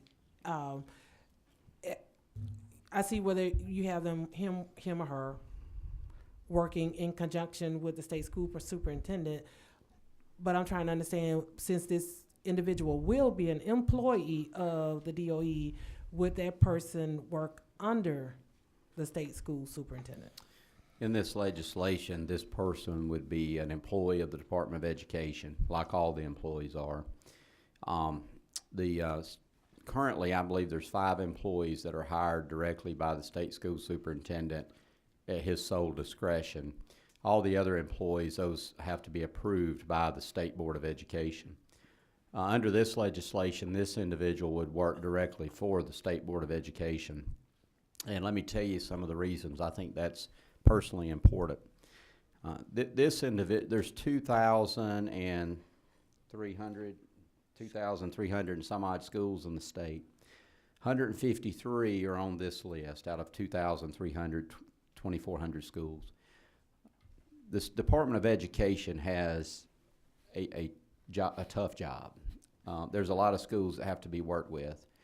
What we're trying to do is we're trying to bring in a star in this person and put them in a separate division and let them work just with these schools.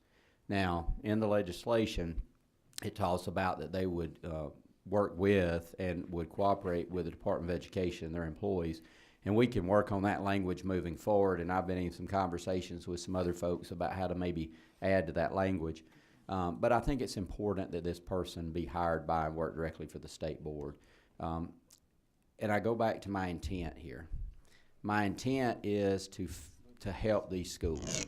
And in my opinion, after dozens and dozens of conversations and dozens of meetings with all the stakeholders in place, that's the way that I personally feel, and I have talked with a lot of other people who feel that way, feel like this will work the best. So that's a debate that we can have, but and we've had that conversation with a lot of different individuals, and we may hear that today, but that's the way the bill's presented. Representative Teasley. Thank you, Mr. Chairman. And before I get to my question to Representative Tanner, I will say you said it was the most thorough presentation, and I would just wonder what your former vice chair, Mr. Dudgeon, would say if he would take any umbrage with that statement. But you have clearly done a lot of work, and I know your heart, and I know the man, and I appreciate what you brought to this. Under the Education Turnaround Advisory Council, starting on lines 168 through 177, would you give any thought to adding perhaps the executive director of the Charter School Association or some other person like that to be a part of the advisory council? Is that something you'd consider or have given thought to? Yeah, no, I have not given thought to it. I'm open to that advisory council. I've had some other members that I don't think are on the education committee bring some ideas up. So I think that as Chairman Coleman and I've talked, my thought was going into this meeting today is get all those ideas out on the table, listen to the public input and the stakeholder input, and then try to get back and maybe prepare a substitute with some changes that we all agree on and present that back and kind of narrow that focus down a little bit. But I'm open to the will of the committee on that. I don't think that changes the intent of it, which is to get buy-in. Right, and I understand it says there on line 166 they will have no authority, but it would just be good to have as broad of a perspective as possible. And so I'd appreciate you taking that into consideration. All right. I want to say, members, we're going to hear these people. We're going to hear them. And I know you have meetings to go to. These people leaving are coming back. And people, I'm going to stay with you. I'm not going to do like many times happens. I don't care. Now, we're not going to stay till 7 or 8 o'clock, I'll tell you that. But I'm going to hear you, so don't worry. But this is important. I'll be here. Kevin will be here, and we're going to hear you. And members of committees are going and coming because a lot of other meetings. All right, 26. Thank you, Mr. Chairman. Thank you, Chairman Tanner, for presenting this. Very briefly, where'd you come up with a half number for removing the school boards? And is that too high a barrier? And how many counties currently, if they had been in the 5 years, that would be under this? None would be under it. But where we came up with that, there's a Supreme Court decision that dealt with the state's ability to remove school boards for loss of SACS accreditation. In that ruling, they used some specific language that talked about extreme circumstances, I believe. I may be but something along that lines. That the state, these were a set of extreme circumstances, and the state had a right to step in and take extreme measures because they lost SACS accreditation. So we felt like there's not a magic number, to answer your question simply, but we wanted to set that at something that if challenged, we were going to be on good constitutional footing. Everything in this legislation, and I think Legislative Council, and I didn't think Betsy, but let me say, she's put up with me for months, and she's done a good job, but I think she would agree that everything in this legislation is on good constitutional footing. So that's the reason that number was settled on, was to stay within good constitutional grounds. Thank you. Thank you. Number 20. Thank you, Mr. Chairman. Chairman Tanner, once again, I want to echo what many of my colleagues have been saying. We've seen the hard work you're doing here. I have one question on page 6. Your section 20-14-48, the creation of the Joint Study Committee on the Establishment of State Accreditation. I guess this comes from my days on the Code Revision Committee. Is it necessary to codify a study committee? Could this be something that could be done separately outside of this bill? It could. The idea here is this is a global conversation. And when people are reading this, depending on every side they're falling in this conversation, where they're thinking, well, you're going too far, too much state control, or not enough, you're not doing enough. So we wanted to put everything into this legislation so that when people read it, because when citizens read this legislation, as far as they're concerned, this is all there is. And that's why we felt like it was important to include it. Okay. But are you open, as the conversation progresses, for something like this not to be codified in the law? I would ask Legislative Council if there's a problem with it being in this legislation, and if there's not, I would ask that it stay in, but that would be at the will of the committee. Okay. All right, that's all of the questions. So, Tanner, I'd ask if you would join us, and we'd like to ask people to come to the table. Now, we have 22 people presenting, and I don't want you to do epistles. I don't want anyone to go as long as Kevin did. That's no one. But I'm not going to try to limit you, because I'm going to respect you, and I want you to respect our time. So first, I'd like to ask our state school superintendent, Richard Woods, if he'd come forward, and if he would to bring the now. Superintendent, if I'm correct, the red line's yours, now, right? So if you'll pick that piece of legislation up that's redlined, and that's what it was for, and that's what he'll be talking from. Yeah, thank you, Mr. Chairman, members of the committee. Again, appreciate the opportunity to be with you again. It's always been a pleasure to work with you. Again, I will be reading from LC 336871. This is the red line version. What I'm presenting today to you is actually really recommendations from the Department of Education of what we believe would be actually steps to enhance the ability of this individual and the coaches to perform their duties to maximum opportunity. And again, we'll just kind of go line by line with this, and I'll read from that. I'd like to begin on line 26. Again, with 26, as you see with the red line version, we are making the recommendation that we add the following. Again, looking at education shall appoint a chief turnaround officer based on recommendation of the state school superintendent after consulting with the Education Turnaround Council pursuant on Code Section 20-14-47. And we make the recommendation that we strike, who shall serve at the pleasure of the board. Again, meaning the State Board of Education. As this individual would be an employee of the Department of Education, it is important that the state school superintendent be involved in the process. This ensures a continued true partnership between the Department of Education and the State Board of Education. As you may be aware, the State Board of Education approves DOE staff based on my recommendations. And again, since this individual would be actually a part of the Department of Education, we feel that to be a necessary move. On line 28, again, we would like to strike the statement, but shall report directly to the State Board, again, meaning the State Board of Education. Again, the relationship between the between the superintendent and the State Board of Education and employees of the department must be one that is cohesive, cooperative, and collaborative, a relationship that is critical in turning these schools around. A dual executive leadership structure, again, which this effectively would set in place, will indirectly create a lack of departmental leadership continuity, operational issues, fragmented staff resources and work priorities, and unnecessary work silo or environment silos. Again, something that I have worked very hard since stepping in to office 2 years ago to break down. And so again, it is the recommendation as I've read. On line 39, beginning at the end of line 38, we wish to strike the following: and shall have such other duties as designated by the State Board of Education. The authority given within this statement is too broad and exceeds the role and purpose of this position. The focus should be on schools with the highest need. Adding unrestricted duties will encourage distraction and loss of focus.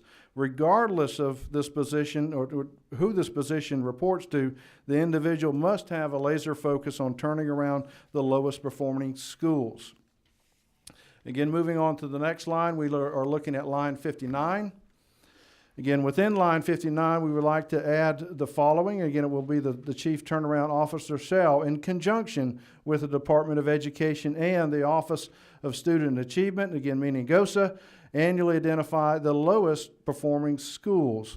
Again, as we look at level or line 59, there are several categories of schools who have needs. This change ensures that actions of the bill are focused on those that are the lowest performing. Again, from here, I'd like to move to line 62 and 64. Within line 62, again, and also continue on 63, I would like to see the following struck. Again, at the sole discretion of the Chief Turnaround Officer. Again, based on the capacity of resources available to the Chief Turnaround Officer. Again, line 64, we would like to add the addition and the Department of Education. Again, typically the department receives federal funds to support schools that are identified either as priority or focused schools based on federal criteria. The criteria has not matched the state's criteria of schools with a score of 60 or below for 3 years. Now, upon taking office, I charged the staff with providing support to all low-performing schools. That was not an exception, but it was to all low-performing schools. That was not mandated. It was nothing that came from this body. It was nothing that came from the state board or any other individual. But it was something that I recognized as an individual being involved in education for almost 30 years now. Again, my commitment upon taking office at state school superintendent is that I am the state school superintendent of each and every school. And that means these low-performing schools as well. And again, at that time, 57 low-performing schools were not even on the priority or focus list. Now that means that 57 schools had not been receiving previous support from the department. The department did not receive any additional resources to support these schools. So again, this was something that was taken upon by myself, not at the request of anyone. There were no requests upon coming on board and addressing this, but this was a need that I recognized, and I've been very, very open with the members of the staff. And I've said these schools will move. Failure is not an option. And I've been very blunt when I've spoken with other educational leaders, again, adhering to the contract, and that is my intent, that if things do not happen, we will follow through. And I think the staff that has been very, pointed to know that if I say something, I mean something. Again, you mentioned that there were, 5 appointed offices, positions that I am, directly, have control over. I've removed 3 of those people that I brought on. And again, as I said, this is not a political issue, and I appreciate Representative Tanner in saying that. That is not an issue, and that means that if people do not get the job done, then I will take action. That is not an issue at all.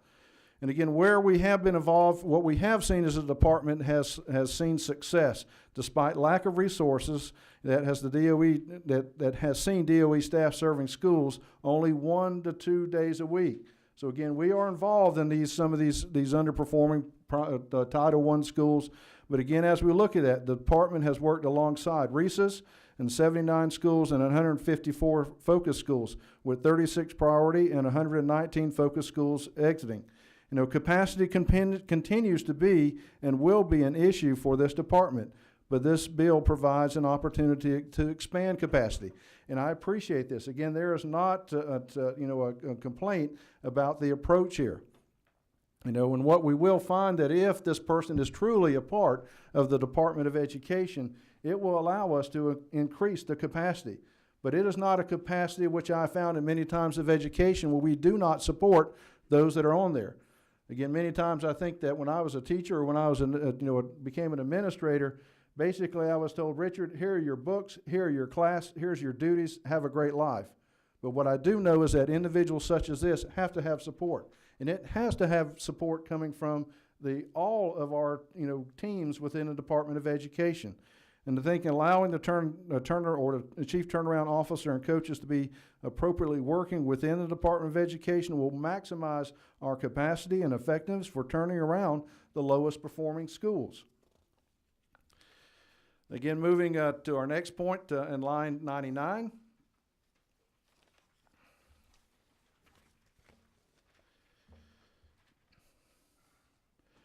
Again, with line 99, we would like to strike the following. It says approval by the Chief Turnaround Officer. Again, with this, as the local school system, will incur the sole cost of selecting a third party to assist the evaluation, this will respect the concept of local control and authority, and control expressed within Georgia's Constitution. But also, I might remind you that the consequences have not been removed. Again, if a set school system decides that within the framework, the expectations of success have not moved. But it is realizing we do recognize the authority of local control. And again, this was money that they are spending. So I think we must recognize their ability to make a selection as well and treat them as, professionals to do so. And again, I think that, is very fair to our local school systems. But as I've shared, the expectations have not changed. It is expected that they will succeed. And if they do not, then all the consequences that have been aforementioned will actually, come to being. In line 15 and 116, again, at the end of line 15, we would like to strike the following. It says, as determined by the chief turnaround officer, but make the addition of based on intervention contract. Again, this, we feel the department feels that this is too open and potentially creates moving targets. Again, one of the things, that I made or during the presentation at the Joint Budget Committee, one of the things we shared with you at this time, for those of you that were there, was the issue of too many moving targets.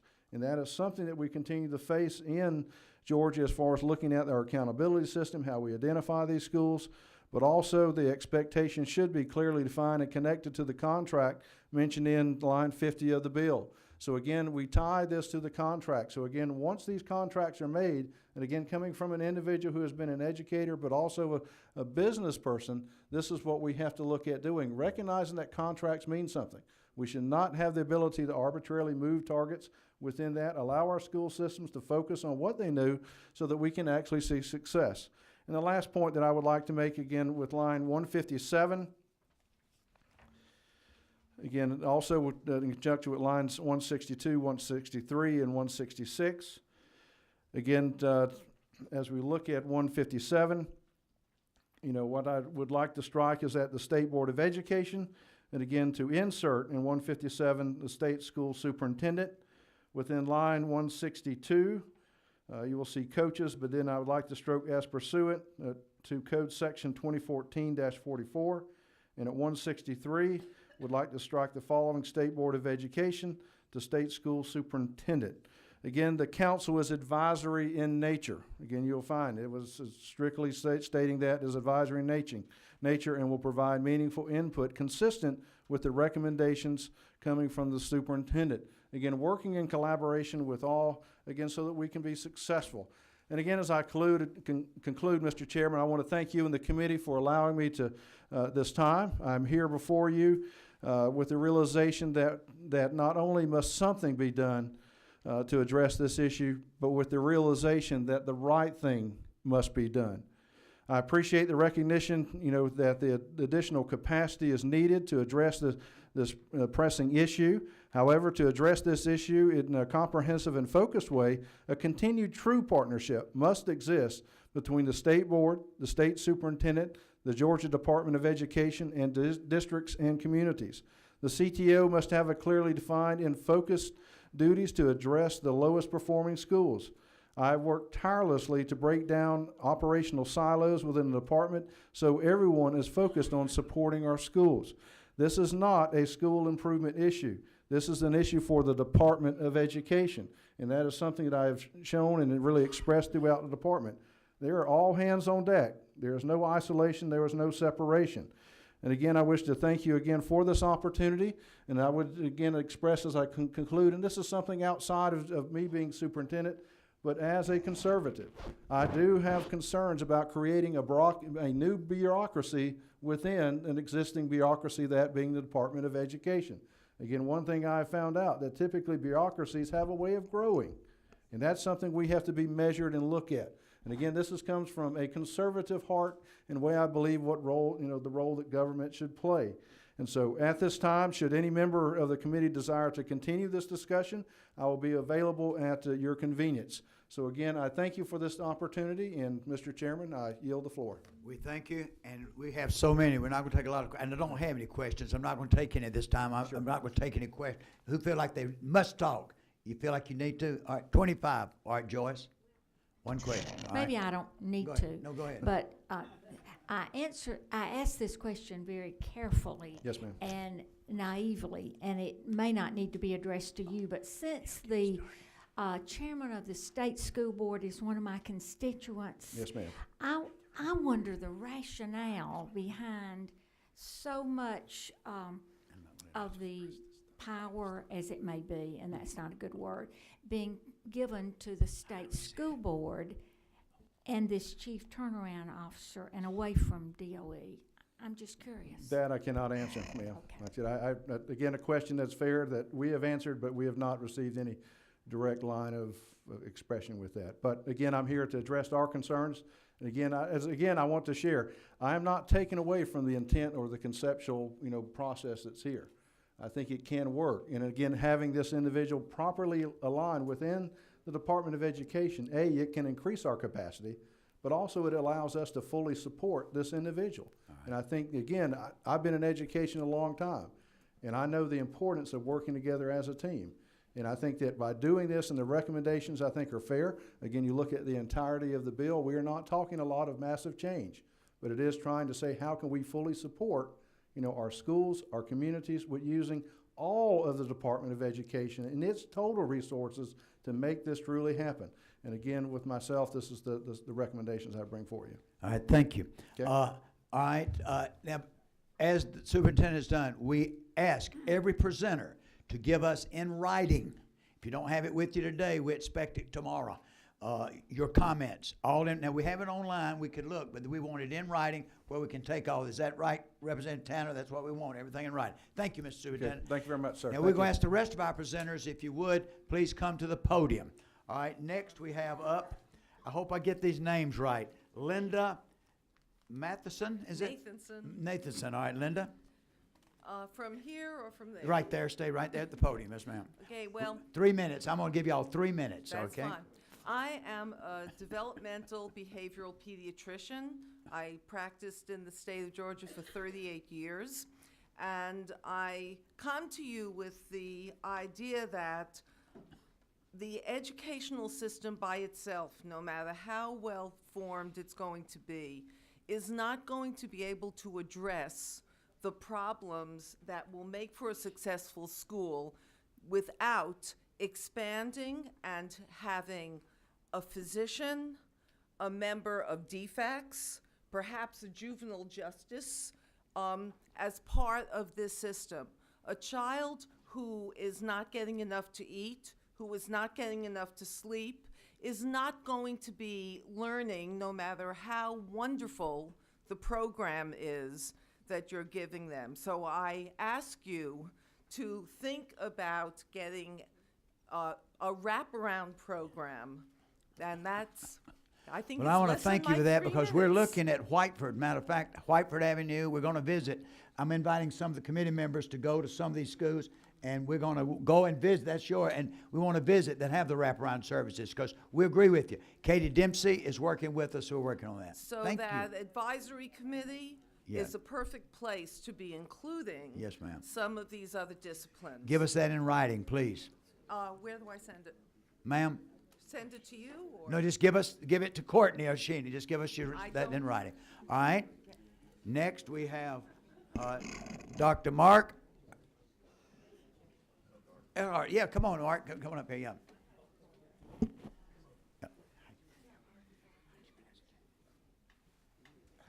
Please tell us who you're with and everything. Good afternoon, Chairman Coleman and members of the committee. My name is Mark Elgart. Elgart, that's right, I know it. I'm a resident of Brookhaven, Georgia, and I serve currently as the president and CEO of Advanced Education. Advanced Education, or commonly known as Advanced Ed, is also the parent company of the K-12 division of SACS. It's a Georgia nonprofit.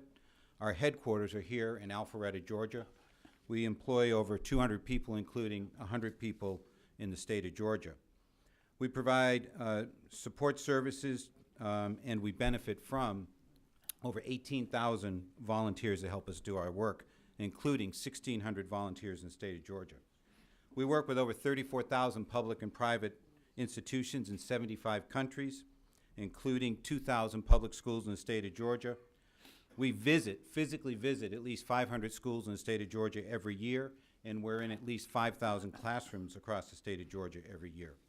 We partner with 10 state departments of education, however, not the State Department in Georgia. We work with states to provide support and interventions for their low-performing schools. The Chief Turnaround Officer proposal on the surface is very sound, and it's similar to Kentucky and South Carolina, which are nearby. However, I would agree with Superintendent Woods that you need to pay very close attention to the governance alignment, to the responsibilities of the State Department of Education. In those other states, it is not a separate entity. It is integrated into the role and responsibilities of the State Department of Education. We are working very closely and have worked in Kentucky, and I would advise the committee to look closely at Kentucky. They've not only put in a structure like this, they've shown results, positive results, in improving their low-performing schools. The work that they do there includes a deep diagnostic review that begins this journey of improvement. Improving schools is incredibly hard work. We will not improve schools in America from Washington, D.C. Quite frankly, we won't do it from the State House. It is a local issue. However, state departments and state legislatures and state agencies have an important role to help local communities build their capacity to succeed. When we do that work in Kentucky with that diagnostic review, we look at all the factors that Representative Tanner indicated, including such things as leadership, all the factors that lead into operating a school on a daily basis. These struggling schools are highly populated with kids in poverty. In fact, 96% of the schools on the list in Georgia are also your highest poverty schools in the state. It's not simply an issue of a struggling school. It's, do we truly know how to educate kids who live in poverty? That is the ultimate issue that we have to address. It's very important and to understand, and I'm concerned about the consideration of legislation in this turnaround space without looking at the federal law, which requires states to develop plans under ESSA, the Every Student Succeeds Act. And under that law, turnaround or supports and interventions are a critical component. So it's important that you don't unintendedly pass a law, the State Department submits a plan to the United States Department of Education. You have two different vehicles which are addressing differently low-performing schools in your state. So integration and alignment with that state effort should be considered as you're drafting this law. In the other components on the law, it was very curious to include a state accreditation component. It doesn't really fit when you're talking about low-performing schools. And I asked, what problem are you trying to solve? And I think I got a hint in when Representative Tanner indicated that the belief is that SACS only looks at governance. The fact of the matter is the state of Georgia only considers when SACS looks at governance. We look at everything. In fact, we look mostly at teaching and learning. As I said, we're in over 5,000 classrooms across your state every year. Most of our findings, 75% of our findings, relate to what happens in classrooms, teaching and learning. A very small percentage, less than 5%, have anything to do with governance. And having been in education 37 years and doing this role for 22, it is never a single issue. Even when there's a governance concern in a local community, it's hardly the only issue.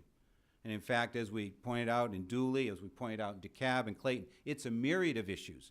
The problem is the state only extracts the governance component and takes action there, when indeed that might not even be the worst scenario in that community, the worst part or the struggling part of that community. And so it is important that you understand all the work that we do, and we would certainly encourage you to consider all our work when you're identifying schools that need additional support in their communities for improvement. Our current role is not one we want it, just to look at governance. It detracts us from doing the work that we do. Accreditation today is about school improvement. It's about helping schools improve. And if a school's not accredited or not under the jurisdiction and direct services of a state agency, who's going to help them improve? One of our functions and responsibilities is to help schools improve. And quite frankly, improving schools doesn't happen in 1, 2, or 3 years. It's usually a generational. And where we've seen the biggest improvements across this country, we work in every state across this country, we've seen generational changes in how state systems look at their schools. And what's very important, and I've been a resident of Georgia for over 20 years, and we have yet as a state to align the work that happens at the legislative level, the governor's office, the State Board of Education, and the State Department to align to one coherent, focused view on how we address and support our schools to improve them. We can do that. Now, I've seen better improvement than is recognized through federal law and NCLB. Our schools in this state are not as downtrodden as you may seem. There are still struggling components. I would advise you that we really don't have failing schools. We have struggling students in every school. And what we have to bring to bear is our resources to increase the capacity to improve these schools.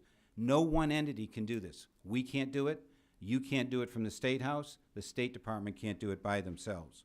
So in closing, I want to encourage you to be certain as to know what problem you're trying to solve, to do it in a structured way that aligns with this current state infrastructure to serve and support and guide schools.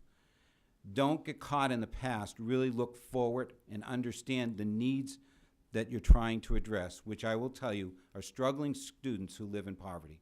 That is your predominant need and your predominant challenge. And to build strategic partnerships, both public and private, to build capacity and improve our ability to improve schools. Thank you. Dr. Elgart, I'm shocked. I have never heard you talk about that. I mean, I've never heard, and I've known you. That's the first time I ever heard you say that y'all go in and work with more than with governance. I mean, 2 governors ago, they got you to come in. Why didn't you deal with that then? You know, that's my concern. This is the first time I've ever heard you say and give us a plan for how we need to help these schools. Where have y'all been? Well, excuse me, I'm just shocked. With all due respect, And how many schools have you been in and told them they were failing and how to create? I mean, I want to know how many. All right, Representative. I'm just Coleman. shocked. First, with all due respect to Governor Perdue, and I had great respect for Governor Perdue, voted for him. We were asked to take on a role that I told him directly I did not want to take on because it limited. That was not your choice then. That was not my choice, but I was in support because I understand this. You want to fix struggling schools. You want to do something, and I understand that, but I disagreed with that strategy. Secondly, of the schools you have on your list, the misnomer is that bulk of those schools comes from Atlanta Public Schools. We don't accredit elementary middle schools in Atlanta. Yes. Never have. A lot of the schools on your low performing list, we don't accredit. However, in DeKalb and Clayton, we do. And we've been telling people since 2002, the problems in Clayton and DeKalb are much more than the school board. Yes, sir. There's struggling schools, struggling leadership, struggling in effective teaching, struggling in improving students. But the state has only extracted out of that the governance component. Okay. It's much more complicated than that. I agree. Well, I just want to invite you to the table. I appreciate you coming. Give us this, and I encourage you to get with Kevin, and let's see what we can do. And that's my finishing comment. We are willing to sit down with you and help you. We can bring experience in other states. We can share with you their struggles, their successes, and help you create a law that has its intended purpose met with positive results. Thank you so much. Thank you. All right. Next we have, and I'm going to try to hold us to the time, but next let's have Mary Jessie. Did I get it right, Mary? And on deck will be Sid Chapman. Sid here? Yeah, there's. Okay, Sid. Good. Thank you. Thank you. All right. Mr. Chairman, members of the committee, I want to express my appreciation to Representative Tanner for giving an audience to the Georgia Association of School Personnel Administrators. And I'm here today in the capacity as their legislative liaison to just further advise you of our desire to support the turnaround effort. Our executive director is Wilma Widmer. She is formerly the assistant superintendent for human resources in the Walton County Schools. Our membership is comprised of all those leaders. Usually there's one in every district. We have one district where the superintendent is also the principal and the HR person. She is a member of our association as well. Everybody knows us as GASPA. That stands for the Georgia Association of School Personnel Administrators. We do the hiring. We help develop teachers. We help select leaders. We believe that we need to be at the table. And so as a result, I'm asking for a seat on the advisory council for the executive director for the Georgia Association of School Personnel Administrators, or her designee. We believe we are knowledgeable of most of the turnaround competencies that are accepted in the research and considered best practice, and we would love to join the effort to support the teaching and learning of students in our school districts. Lastly, and I'll be quickly brief, in support of our state school superintendent, we also, because we are the personnel people in your organizations, we know all that stuff about line and staff authority, and we looked at the organizational structure recommended in this legislation, and we believe that the chief turnaround officer should report to the state school superintendent working in the Department of Education with approval of various aspects for process, state board rules, and what have you enacted by the State Board of Education. With that, I will end, and I certainly do appreciate the privilege of your time this afternoon. Thank you very much. Thank you so much. And again, everybody give us your comments. On deck, we have Ms. Turner. Ms. Turner with the Georgia Federation of Teachers. Where are you here? Had to leave. Okay. Then on deck will be is it Ellis? Ellis? Chester Ellis. All right, you'll be next. Okay. Mr. Chairman, members of the committee, I'm Dr. Sid Chapman, President of the Georgia Association of Educators. And we're pleased that the legislative leadership and the governor are addressing the needs of struggling schools in Georgia at the forefront of your agenda. It's a shared mission of GAE, but we want to talk about House Bill 338 today. It's a starting point to for many, but there are some things that we have concerns about. GAE has significant questions regarding one individual outside the scope of the state superintendent of education having significant control and decision-making authority over the interventions related to struggling public schools. We recommend additional language be added that the chief turnaround officer be answerable to the superintendent, who is the elected constitutional officer for public school in Georgia. And of course, the board is part of that as well. We also are concerned about the funding of the Chief Turnaround Office and the turnaround coaches. The current bill does not include a source of initial funding, but we know that there's a lot of talk about that from you today. GAE also recommends that the initial cap of the number of schools the Chief Turnaround Officer works with, consideration should be given to those working with a maximum number of schools in the first year, and then increasing with permission from the State Board of Education and the superintendent, of course. We also question if 2 years is enough time to implement an effective interventions. You heard the example given that it was 8 years when everybody was on deck. I know by being a teacher in Clayton County that they're struggling schools, and often it takes time to build rapport, and it takes time to get the right people in there, the right teachers, the right staff, and everybody on board. It's not going to happen in 2 years. While we are pleased to see the inclusion of local collaborations to address personal and community conditions, it's our strong desire to see a more comprehensive approach to the community factors, which we believe greatly impact student success, such as those outlined in Investing in What Works, the report commissioned last year. Those factors include, but are not limited to, and these are very important. First, access to high-quality early childhood and pre-K education. B, collaborative and stable school leadership. C, wraparound support services in mental and physical health for students and families. And D, restorative practices and student-centered learning environments. It's also our recommendation that the current school councils should be included in which of the turnaround coaches, and the annual report that is produced and the findings come from them as well, that we go back to the superintendent and to the board and to the turnaround officer. In addition, we should protect our local control of schools by giving community a role in determining which 10 of those schools should be intervened in that particular school district. What should be the target? Remember, there was a big referendum about local control, and we really believe that local school districts should decide that. We are opposed to nonprofit charters being involved in this. We are very concerned that some of these decisions be made by one person at his sole or her sole discretion. And number 10 that was added is very broad. It seems like it could cancel out the first 9 and then just go with what the turnaround officer wants to do. That is very, very, very concerning. And I know I got one more paragraph, if you'll permit me. Lastly, it's our suggestion that additional engagement be given to the Education Advisory Council by instructing the Chief Turnaround Officer to provide the state school superintendent, State Board of Education, and the Advisory Council an annual report on the findings and work of the local collaborations.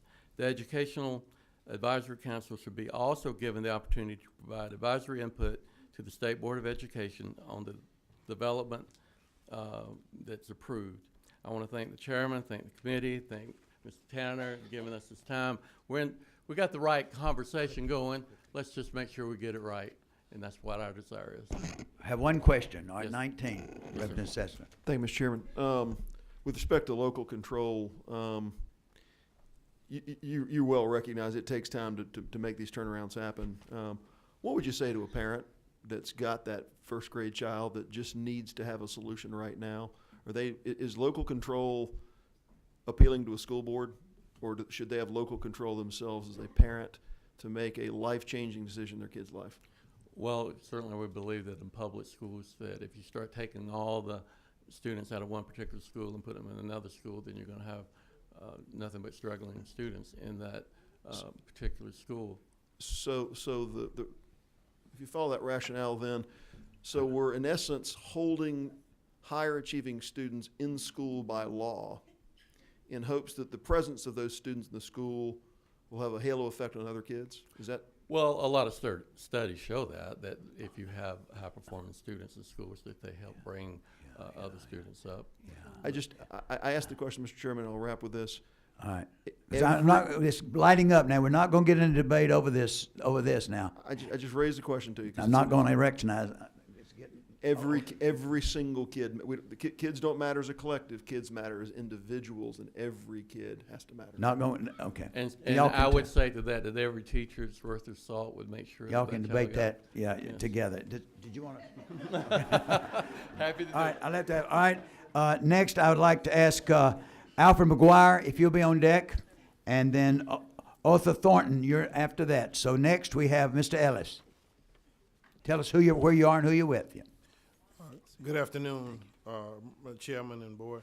My name is Reverend Chester Ellis. I'm from Savannah, Georgia, and I represent the Savannah Baptist Ministers Union, the Interdenominational Ministerial Alliance, the Woodsville Tompkins High School Scholarship Foundation. Thank you. And let me tell you, we can cut time short because Mr. McGuire I brought with me, all right, so that he could address you as well. And let me say to you, everything that you're trying to do here in House Bill 338, we have done it in Chatham County, in Savannah, Georgia. And I invite you to come to Woodsville Tompkins, where what we did, and we started even before any of this came to light. We started in 2006 to develop that school. And it was an idea that came from the community to the new superintendent, to the school board, and let me say, as I stand before you right now, and I want Mr. McGuire to speak to that because he has been there personally to get these things done. Woodsville Tompkins not only has been recognized statewide, nationally, but internationally. We have formulated a program where we took the needs of the community, and let me say this, that's a community that was impoverished when I was coming along. It's a community that I have been in for 6 to 8 years. And you will find no other turnaround. You talk about getting a turnaround officer, a chief turnaround officer, a turnaround coach. And let me tell you, every time you come up with a new officer, you take away money from the individual children in the class. And so I ask you to put this on hold, because Woodsville-Tompkins is not the only school in the state of Georgia that have surpassed. Just to give you an inkling, and then I'm gonna step aside and let Mr. McGuire come and speak to you. For the last 2 years, they have had 100% graduation rate. And we're on task to do it again unless something drastic happens. Thank you so much. All right, Mr. McGuire. Thank you guys for allowing me the opportunity to come to Representative for the opportunity to share these conversations and have them today. I'm a little bit taken back. I got a pretty good introduction, so I got to make a pretty good speech here today and share with you some of the things that are going on at Woodville-Tompkins. As Reverend Ellis stated, this school, these ideas came a part of a larger conversation that was held in our community. Our community saw the need for a school that would be unique and that would be different, but not only unique and different, but would also challenge many of our students. I hear a lot of the conversations about, those students that are, high achieving students that may need additional support in their classes. And while we do have those students, we also have those students that also need other levels of support as well. Some of the things that Ms. Ellis talked about or referenced too was that at our school, we look at the individual needs of all of our students. And so in taking that into consideration, we develop plans for all of those students, not just what they will do after graduation, but also what they're going to do while they're there at the school. What type of training do they need? Whether that's our career and technical workforce that we're always developing and that we're always looking to strengthen, but also for our students that need the opportunity to go to college, those students that will take our courses, take our classes, and then use that in order to thrive at the next level. Some of the stats and numbers that we'll use to kind of frame the reference, frame the conversation, 77% of our past 2 graduating classes have earned college credit after they've graduated, or once they've graduated from high school. So as you can imagine, that presents a huge advantage for a number of our students as they walk across the stage knowing that they have the success and the confidence in order to be successful inside of any college environment. In addition to that, 67% of our graduates have also earned a license or a certification inside of a given area. So now these students not only are taking the high-level academic rigor and coursework that we've given them, but they've combined that with the practical experiences that are allowed for them to be successful and flourish. Truly grateful and honored to be here. As Reverend Ellis stated, I invite all of you to come down and visit with us in Savannah, Georgia. I'm sure you can think of many reasons to come down to the hostess city of the South, but we hope that as you come down and as you visit on your next travels, that you will take time to come by and visit Woodville-Tompkins. I think you'll not only find a great school, but I think you'll also find a great cadre of students, a great group of teachers, and a great collection of individuals who are working every day to make sure that our students reach their ultimate potential. Thank you. I'll tell you, with what you're doing, that's what we're talking about. You wouldn't be needing a lot of help. You could help us to help some of these other schools. So I commend you. Thank you so much. Thank you. Now let me tell you, people, we've got 12 more speakers, and there's another committee trying to get in. We're going to try to postpone that. So we're going to go ahead and hear you. I want to hear you. All right, what's next? Rosemary Vaughn. And on deck will be, who's this gentleman right here? Is that right, Rosemary Vaughn? And then Thornton? Thornton. All right, you're Thornton. You go, and then Rosemary. All right, Thornton. Mr. Chair, distinguished ladies and gentlemen, I'm retired Lieutenant Colonel Arthur Thornton, 8th generation Georgian, and also educated in public schools here in Georgia. Also, I'm the immediate past president of the National PTA, and I've worked in over 50 states and also abroad in schools that we have. So I have a very intimate working relationships on what right looks like in world-class schools. In Georgia, I hope we can get there. I'll make it quick. I oppose this bill. Let me tell you why. The voters of Georgia spoke in November, and I heard Mr. Tanner said this is not a OSD thing. Well, they basically, you got with everyone, you worked with folks, and you took out some of the objections as far as OSD is concerned. Let me, I can cite a lot of states, but I'll pick Michigan in particular, because when I read this bill, it read like a American Legislative Exchange Council bill, okay? So number one, Chief Turnaround Officer, lines 37, 38. When we talk about local control, as you mentioned in your testimony to us, the Chief Turnaround Officer will work with the school for up to 2 years. But after that 2 years, that Chief Turnaround Officer will turn into the Chief Takeover Officer as far as local control.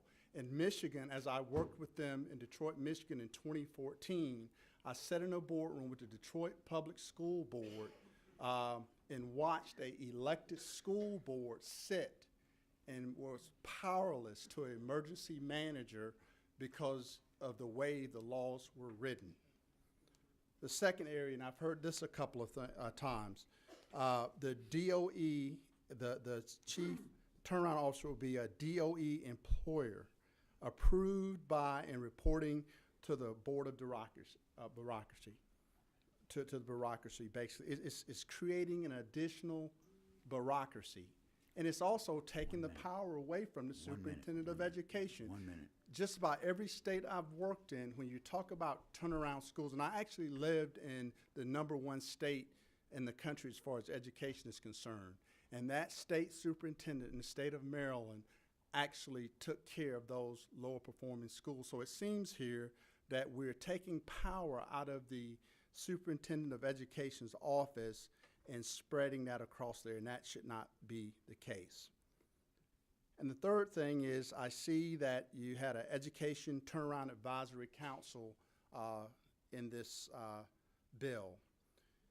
Well, that's great to have an advisory council there, but at the end of the day, when your state board, which will make the decisions, they are appointed by the governor. It doesn't matter who the governor is, but they're appointed by the governor of Georgia, and they will make final decisions in the analysis of it. Now, I'm not going to give you a problem without a solution. Yes, there's a way. The National Conference of State Legislators, and you all should be a member of this, how to build a world-class education system. And they actually have a concept called community schools, and I'll make sure you all get these. What is a community school? Those 153 schools will give you an opportunity to invest in those schools and adequately fund those schools to make them passing schools. Thank you, sir. All right, Kevin, Representative Tanner, I'll let you comment. I just wanted to, you mentioned Maryland Yes. as a good example. I just want to point out for clarification, Maryland's state school superintendent, like a lot of states, is hired by the State Board of Education, not elected. So they all work for the State Department, the board. I just want to point that out. Oh, I understand that, Thank sir. you. Well, Okay, thank you. Next, Rosemary Vaughn. On deck, Margaret Chigarella. Here you are, Margaret. All right. Good afternoon, Mr. Chair and members. I am Rosemary Vaughn. I'm here with Elizabeth Rhodes. We are from Educators First. I serve as the Assistant Director of Advocacy and the PAC Chair. And we are a 5,000 member education advocacy group, which recognizes that there does indeed need to be a plan to remediate failing schools. We support change and improvement in public education, positive change, and reliable improvement. We were impressed with the inclusion of parent engagement in this bill. We would support this bill with little reservation. As an indicator, Educators First was represented on the Governor's Reform Commission and the ESA rewrite, and the Department of Education representatives on the Governor's School Board Council, the Teacher Advisory Council, the Principals Advisory, and the Superintendent's Advisory, to name only a few. We are heavily involved in education policy and advocacy, as are our members.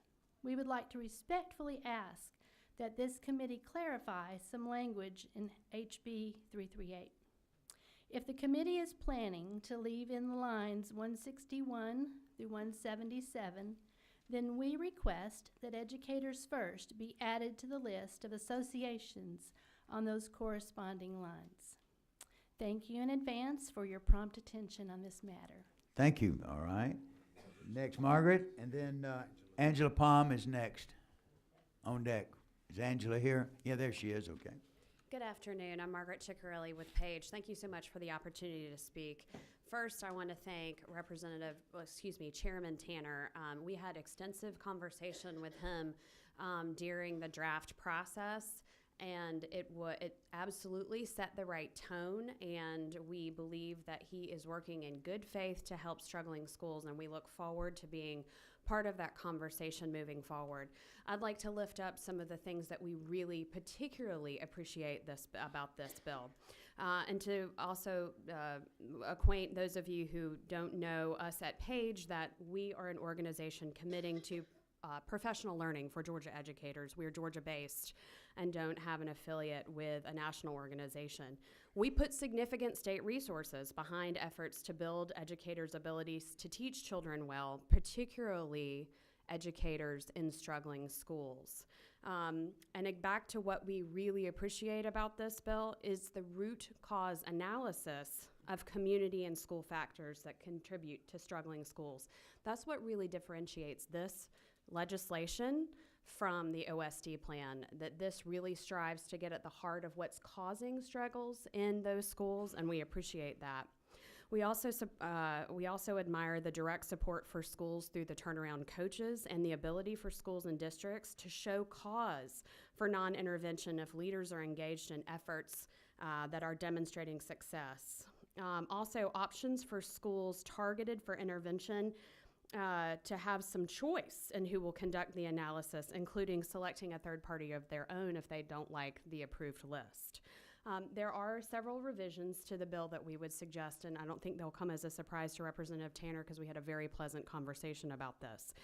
We'd like to see more provision for some community supports in the bill, like early childhood education, including Head Start programs and child care services, academic supports and enrichment activities, including expanded learning time, internship, counseling, supports for students who have been expelled or truant, and also particularly focus on parental involvement support, such as Reading First and early Reading First programs. I know that that's a cause near and dear to the chairman's heart. And mental and physical health supports for the families and the communities in these schools. And also community involvement, including service and online learning opportunities, adult education, and ESL supports as well. Like several of the other speakers have mentioned today, we have concerns about the parallel power structures that are being set up here in the department. We'd like to see the bill direct more collaboration between the department and the State Board of Education, and would prefer that the Chief Turnaround Officer work within the framework at DOE instead of answering straight to the Board of Education, or at least we hope that we can find a compromise here, and I think that we certainly can. We also encourage you to design the intervention supports. I'm skipping ahead. We'd also like to see more specificity in the language about which schools will be eligible for intervention here.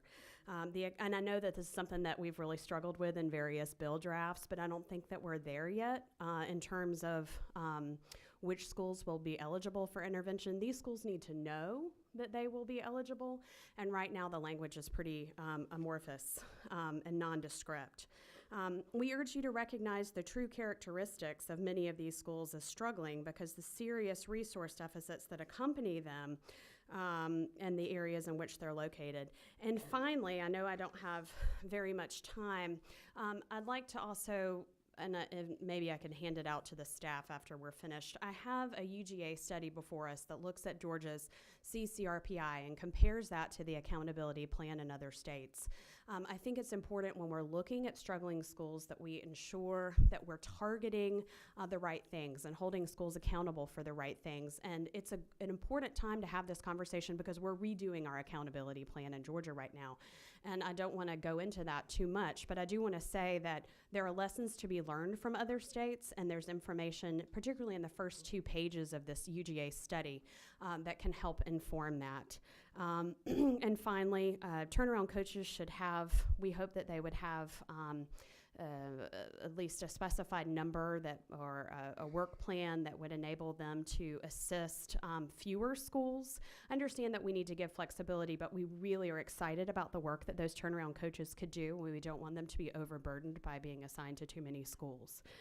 And finally, let's look at the actual fiscal resources that we need to assign here to ensure that we're providing good budgetary supports and being realistic about the costs associated. Again, we appreciate the opportunity to provide feedback and to work with the committee, Representative Tanner, and the Senate moving forward. Thank you so much. And I want to announce that, thank you so much, Mark. Good job. Appreciate it. Give us that handout. And I want to announce that there's anyone in here for the Setzler Subcommittee, they're meeting in 5:06, because this is going longer than we thought. We'd lost our room. So if you're here for Ed Setzler and you're wondering what's going on, this is the education hearing. So, all right, next we have Angela Palm. On deck is Diane Daughtery. Is Diane here? Okay, good. All right. Good afternoon. I'm Angela Palm with the Georgia School Boards Association, and like most of the other speakers before me, I thank Representative Tanner for working with us and being very patient as we've worked through some of the points of the bill. We always try to collaborate with you and support where we can. I've stood before this committee many times and talked to you about the fact that we believe public education is a partnership between the state and the local districts. And I've told you that I strongly believe that if we will work together, that we can change the trajectory of the schools and of the students where they're struggling.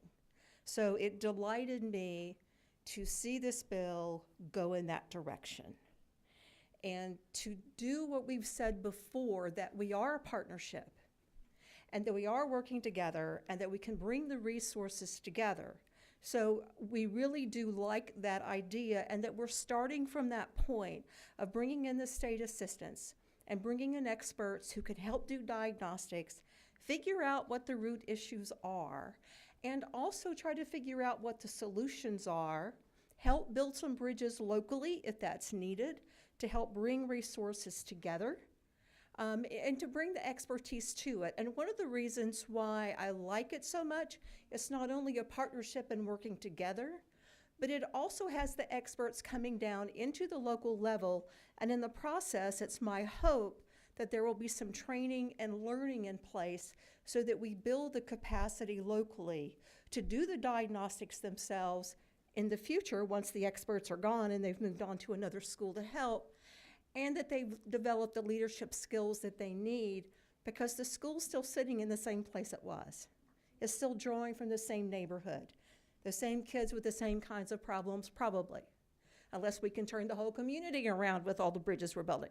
So we like that part. We have made a few suggestions to Representative Tanner, and I've already given him our suggestions in writing, but just a couple of them to mention to you.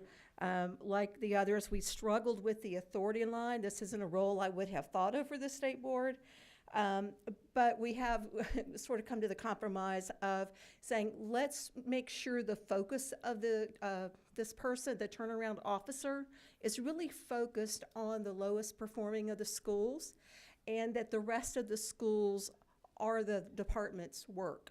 And just be clear about that, because I don't want the department employees end up being caught between two lines of authority. Also, better defining unacceptable rating, or require the score, whatever indicators are going to be used, to be published on the website of the Office of Student Achievement and the department, so that everybody is clear about what the elements are that would be involved. I've asked them to include a public hearing to be held jointly by the chief turnaround officer and the local board in the community, so that they both can address the community and hear the parents' needs or concerns, get comments, get feedback, so that the community isn't left feeling like the state's in there doing something, no matter what the local board says, or if they present it, if the local board and district are presenting it in a positive way. I want the state person there too, so that they do see it's a joint effort. We look forward to continuing to work with you. Thank you. Thank you so much, Angela. Appreciate that. Next, we have, I want on deck, Cedar Cook on deck. We have Diane Daugherty. Okay, Diane, tell us who you are and where you're from. My name is Reverend Diane Doherty, and I am a member of the Georgia Coalition of Public Education, as well as the Concerned Black Clergy. And I thank you all for the opportunity to put in my 2 cents. I'm 47 years in education, and I'm not going to repeat a lot of what others have said, but there is a piece that I think is important to attend to. And that is the issue of communities knowing exactly what they need in order to fix their schools. I think that it's wonderful to have a turnaround officer to come into a community and tell them what they need to do to fix it. But I also believe that communities who have gathered know what is needed, but don't have the ability to do it. Language makes a difference. You mentioned that that the governor sees this as a 15-year project. And I agree with you, because what we're talking about is transforming the community that surrounds the school. And I would like to suggest, instead of using a chief turnaround officer, which implies that someone is going to come in and change the community in order to make it work, that language be something like a community schools coordinator. And that evidence-based information is used to change or to bring changes into that community. I would also like to suggest that the education piece in terms of improvement belongs to the school itself, but it cannot rest there. The wraparound services have to do with creating a sustainable environment in which that school can exist. It isn't the school's job to create affordable housing, to create transportation so parents can get to school, to bring in food so the children are fed. Georgia has many creative people that are working in those areas. I believe there needs to be another branch, another initiative that works with the community, or that the community schools coordinator could work with to initiate that process. It shouldn't belong to the school. So separating those needs, I think, is important. And the last thing I want to talk about is the Atlanta Women's Foundation has produced a wonderful comprehensive study on Atlanta's generational poverty with suggestions. I highly recommend that all of you read that, and that we use that to create this wonderful initiative that's going to change the schools in Georgia. Thank you so much.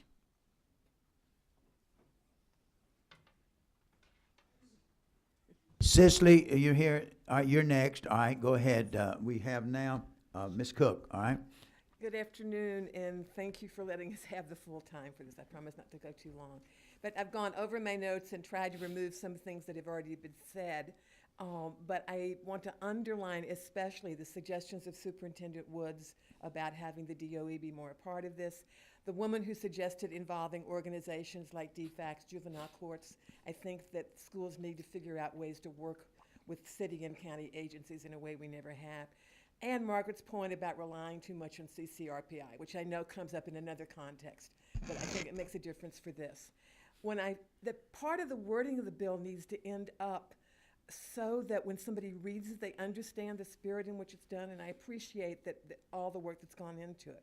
When I first saw it, I, of course, was taken over by this concept of another one person being given too much power, especially having the most power after 2 years of not succeeding when that person was supposed to be able to help it. So I hope the wording can stress the role of the coaches and local communities more, and have them help find people, as well as to have the coaches clearly be somebody who, with experience in those kinds of communities. If not being local people, at least they're rural or urban, suburban, and that class. I think that makes a huge difference. I've seen superintendents take way too long to have to figure out the community. This is something that hasn't been said. I'm not a fan of the term turnaround. I hear it in other contexts. It sounds too often like it requires a rapid 180-degree change in CCRPI or some other measure, that when researchers agree that it usually takes at least 5 years, 8 years like we heard. And too often, I've said this before, you said it before, Georgia has not allowed new programs the time to develop a decent transition period, much less full implementation, before forcing a turnaround in those very policies that had been touted as the answer to everything a year or two earlier, so that the change has been too much. Sorry, my computer just lost that part. I apologize. I can remember one thing that I was going to say is that whatever happens to the bill, please include something somewhere in some other bill, whatever, a resolution, something about the study committee on accreditation. Whether I agree with the issues this one brought up, I think it's past time for a decent discussion of that. And finally, the community schools concept I agree with. There's a bill coming from the Senate that you haven't heard yet, that I hope you'll be able to start that with the pilot program. But also it may help you to know that Kentucky that we heard about is often touted as a place that has been successful partly because of the kind of community schools. And that's a way to bring in the wraparound services and many other programs to go like that. So sorry for the pause, and thank you for letting us do this. Thank you so much. Cicely, you're on, okay? All right, hello. And Lisa, you're on deck. Lisa, where are you? Lisa? All right, you're on deck, okay. We Hello, have 6 more, so y'all stick with us. We want to hear everyone. Thank y'all for allowing me to speak. I'm Cecily Harsh-Canane from Public Education Matters, Georgia, and I'm going to be brief because I'm going to echo a lot of the concerns that we've already heard. And first of all, I would just like to say also to you, Representative Tanner, that I absolutely do believe that you brought this bill forth with the best intentions, and you really do have a focus on approaching the low-performing schools and getting them the support they need. I will say that I think there's a lot of great plans within the bill. My concern is that the structure of the bill itself is going to have operational, logistical, and financial consequences that will really, and this I'm just my worry, that it will preclude those good intentions from being able to be met.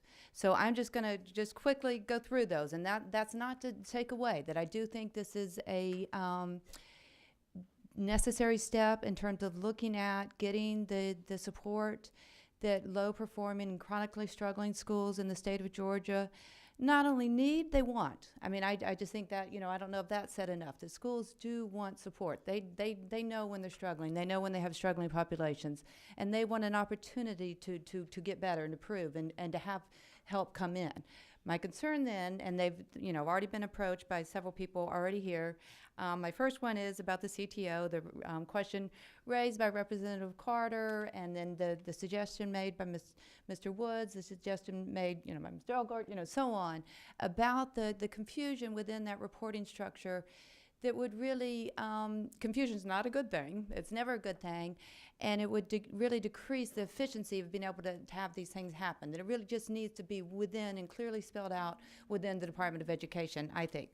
The second one is the lack of designated funding, which really hasn't come up. And I know you said, Representative Tanner, that the hope was that when the CTO is in place, that this person then would have a better idea of really where the targeted funding needs to be and would have some credibility with the legislature to then go after funding. I just have concerns about that. I think we do, money isn't everything, but we do show our priority for things by funding. I think the DOE is already doing a lot of magnificent work to support our struggling schools. And they have a lot of great things in place, but by not having additional funding in there, they're already stretched thin. We know we need more resources in these schools. I think we need to have it designated in there somewhere. The next one is, and this has been mentioned already, is the lack of clarity around the unacceptable rating. And while I think there can be good things in lack of clarity in terms of you can have a person come in there and then they have the flexibility to really look at schools and look at different components of it that really make those schools be the ones that most need the attention at that time and are going to do the most with that attention. I think that's the intention behind the lack of clarity. On the other hand, I do think, and I don't like list. I just think list, label, and I think, you know, that puts, you know, things over people's head. On the other hand, the lack of clarity, I do think people then, schools and school systems, we already do this, we already have this, and this would just further them living under a cloud of unpredictability. And I think it's hard to function well under clouds of unpredictability. And then the other one was the 2 years.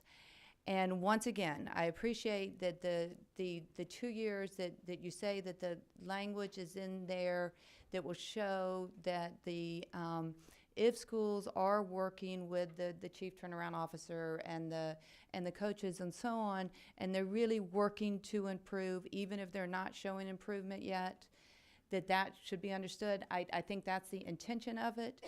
On the other hand, I think that needs to, I don't think 2 years. I think we've heard several people here say that turning around low performance schools takes a lot of work, and that we know there's a lot of work being done, a lot of great work already being done in schools in Georgia, and that does not mean that hard work is not being done. You do not see, sometimes it takes a couple years to really figure out how you need to approach it. I hate And to can pull you try out, but you're Okay. 6 All right. minutes, 3 minutes over your time. All right, so that would show, I would just say that the 2 years is concerning in itself, and I think it needs to be clarified in the language that these things do not kick in if there's lack of improvement at 2 years. Thank you very much. Thank you, all right.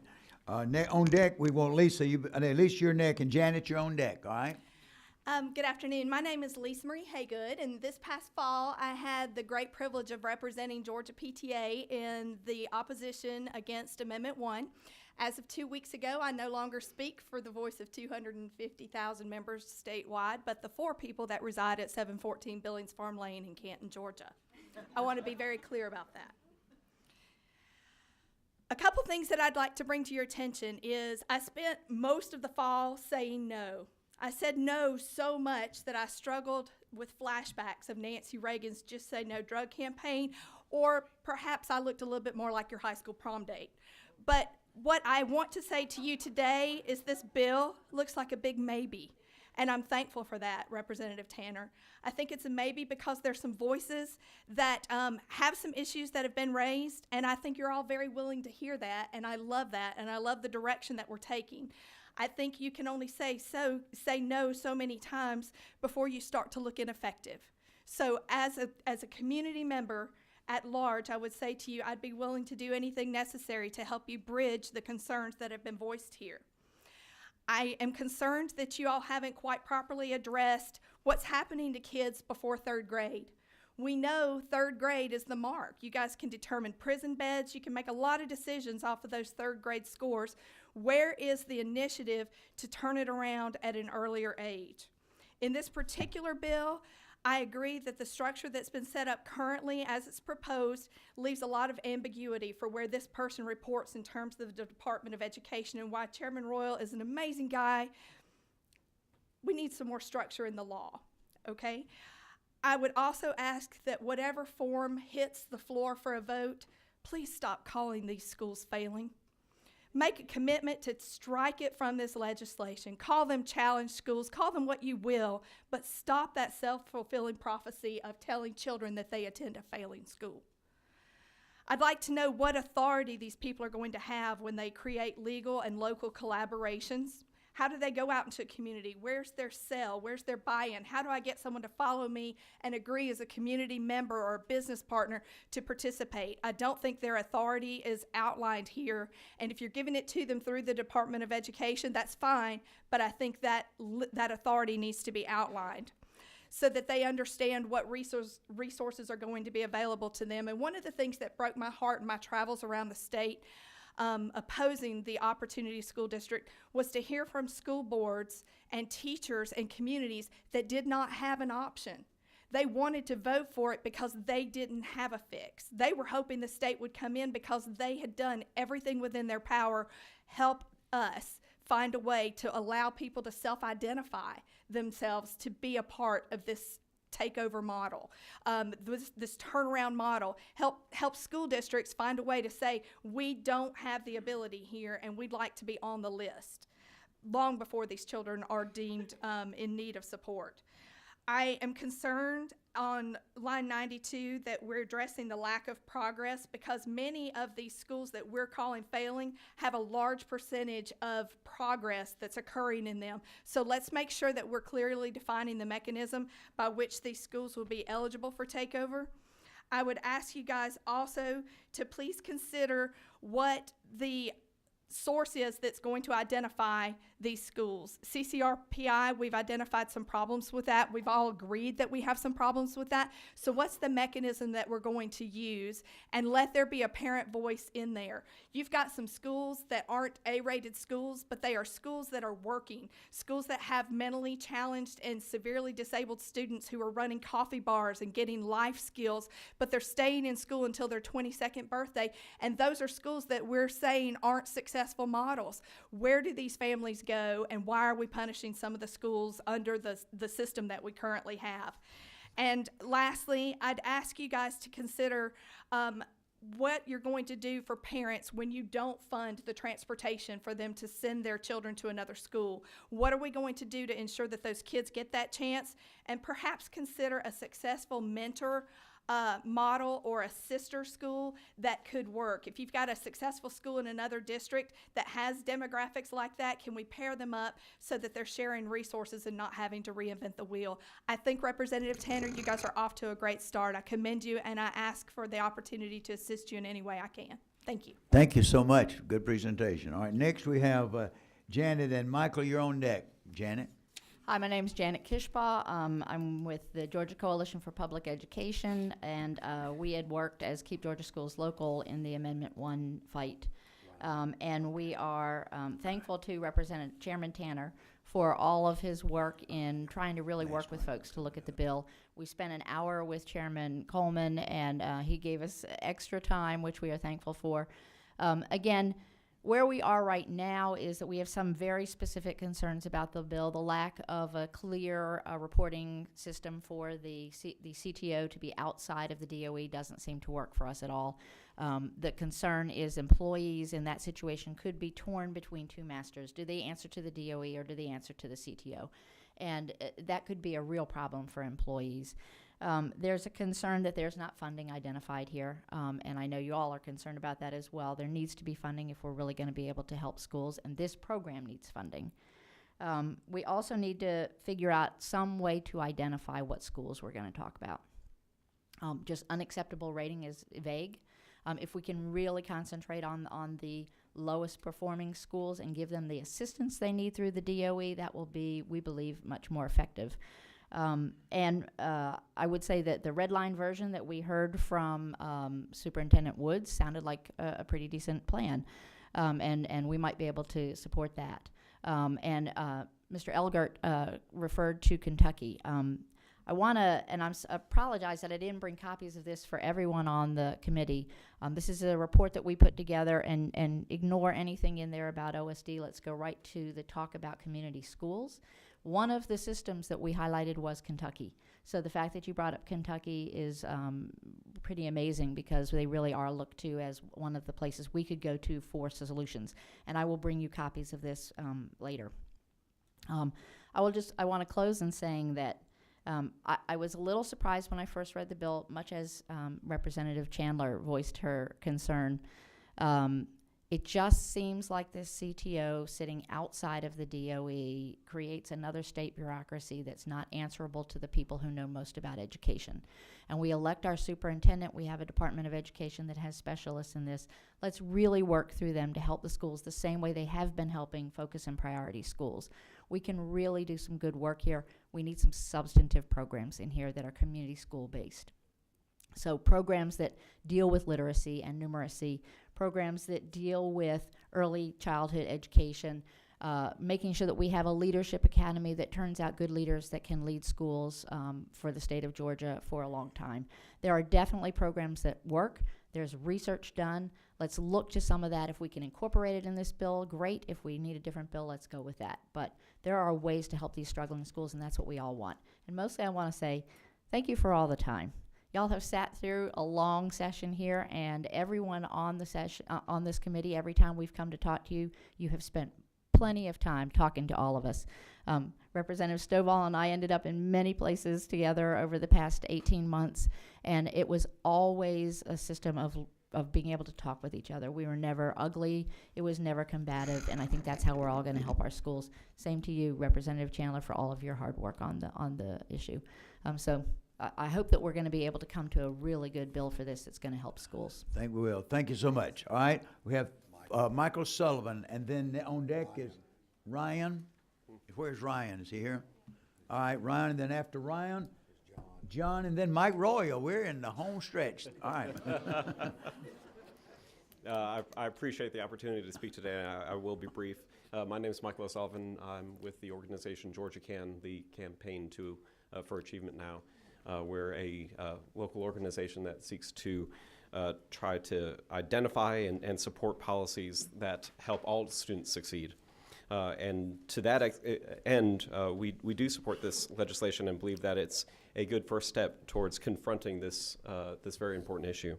As you are all very, very much aware, the number of failing schools in our state has not gone away, and in fact, it has increased. Schools that have received a failing grade for 3 consecutive years now number 155, with nearly 90,000 children attending them, and that's who we should be putting the focus on is the children that attend these schools, and trying to ensure that we are providing them the very best education that we possibly can.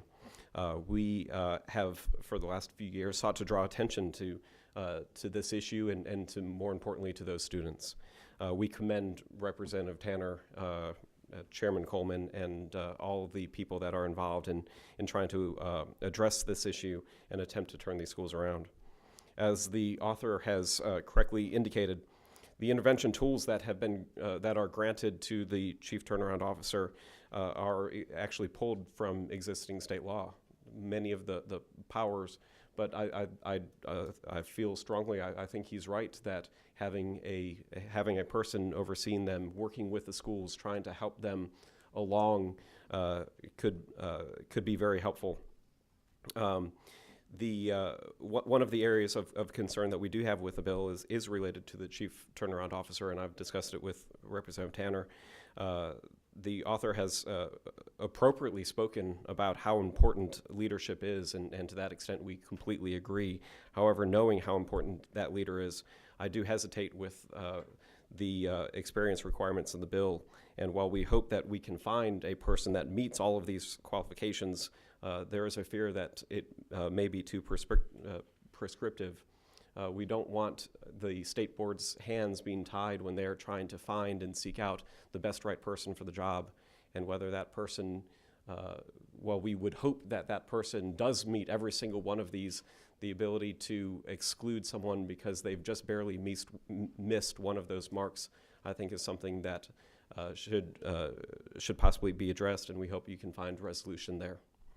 To that extent, I hope you continue to seek out ways to advance this issue, to try to address these schools, and to please keep the students that attend them in mind. Thank you. Thank you so much, Mr. Sullivan. Ryan, you're next, and then on deck is John. Where's John? Is John here? Guess what? Mike, you're next. Hate to go before Mike, but I'll do my best. Thank you, Mr. Chairman, members of the committee. Ryan Mahoney with the Foundation for Excellence in Education. As many of you all know, we're a nonprofit best practices organization that works all across the country, including in Kentucky, by the way, since that has come up quite a bit, and quite a bit here in Georgia as well. We really appreciate the thought and the effort that Representative Tanner has put into this bill. We've been fortunate to be able to speak with him on a couple of occasions about this and had just a couple of recommendations. First, to echo what my colleague just said from Georgia Can, the qualifications for the Chief Turnaround Officer, I think there is a possibility that the current language might actually prevent some of Georgia's best and brightest current school leaders and district leaders from being eligible to apply for the job. Now, these are folks who do have experience turning around schools and with helping challenging student populations succeed. Language might also prevent those who have done this work in other states from being able to seek that position as well. So if we're talking about anyone who's been in a leadership position with the ASD in Tennessee or the RSD in Louisiana, this might prevent them as well. So what we would suggest is perhaps requiring 3 or more of these criteria as opposed to all of them, and also possibly adding experience with managing a portfolio of educational options to the list of possible qualifications. Second, the current language, as has been discussed, I think, does not really specify which schools, very clearly specify which schools would be eligible for turnaround or how schools would exit turnaround status once they're brought into this turnaround framework. As noted, that's because the bill defines these only as having received an unacceptable rating from GOSA. There is not currently a definition of unacceptable school rating in the state of Georgia, as Representative Tanner noted, and that could create a fair amount of uncertainty for schools. Schools and districts should be able to know when they are on the cusp of being brought into this framework. So what we would suggest there is simply looking to align the language in the bill with the federal requirements under ESSA, the new federal law, that speak to school turnarounds focusing on the lowest 5% of schools, lowest performing 5%. And that would also avoid having 2 separate structures in place, a state turnaround framework and a federal turnaround framework operating in the state of Georgia. And finally, while there are certainly, and we commend again the sponsor on this, there are some turnaround options in the bill that the research has shown can be extremely helpful in helping schools turn the corner. There are a couple of options where the data has not borne that out, and which could potentially lead to an escape hatch for schools that continue to underperform. One of those really is option 1, which is continuing to implement the turnaround plan. If a school comes under this framework, and there was some discussion of this earlier, that school has likely already been failing or underserving its children for quite some period of time. So if after 2 years under a turnaround plan of continuing to show no progress, and we're not talking about going from 0 to 60 and resolving all problems at the school, but just showing some degree of progress, continuing then to follow that plan, yes sir, almost done, continuing to follow that plan without modification is probably not going to produce the results that are hoped for. And then lastly, on this section, option 6, which gives students the ability to move to another public school in the same district, as Representative Stovall pointed out, that could be very limiting and not much of an option at all if you're, say, in a rural area where you don't have a lot of other schools in your district, period, and they may also be underperforming, or if you're in a dense urban area, say South Fulton, and you want to go to North Fulton. That's the only way you could get to certain schools of a certain quality that you wanted in your district. So with that, I'll close and just thank you all once again for the opportunity, and hope to continue to work with you and the sponsor on the bill. Thank you so much. Now, it's my pleasure to introduce our last speaker of the day. And I'm proud of him. He's our State Board of Education chairman. He's also my state board member. And so you're in the spotlight, and I'm watching you very carefully. So see, what can you add to this, Mike? Well, I'm glad to be here because I don't get called awesome very often. It's an adjective that starts with an A, but it's not usually awesome in this job. Yeah. I'll leave that one alone from there. Mr. Chairman, my dear constituent, members of the board, Representative Tanner, I'm very humble to be here today and speak with you because we do have to address this issue. We do. This is the #1 economic development issue for the state of Georgia. This is the #1 criminal justice issue for the state of Georgia. We can educate these kids or incarcerate them, and those that avoid incarceration that aren't educated are going to eat from the hand of government for the rest of their life. We have to help these kids. You know, with that, I'm going to address just a few things here within the legislation today because the State Board of Education understands its role in this. We want to work with you. We appreciate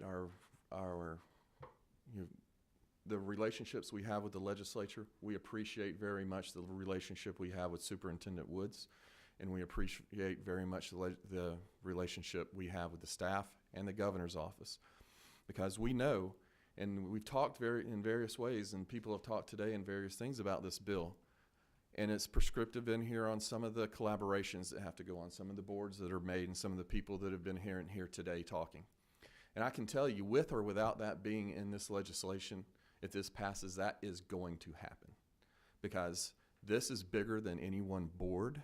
This is bigger than any one superintendent. This is not about Superintendent Woods. This is not about John Barge. This is not about Linda Shrinko or Kathy Cox or down the line. This is about what's best for the education in these kids in the state of Georgia, because education is the only way that many of them are going to break the cycle of poverty. And starting with that, and that serious note, we do have this legislation in front of us, and it is a great start.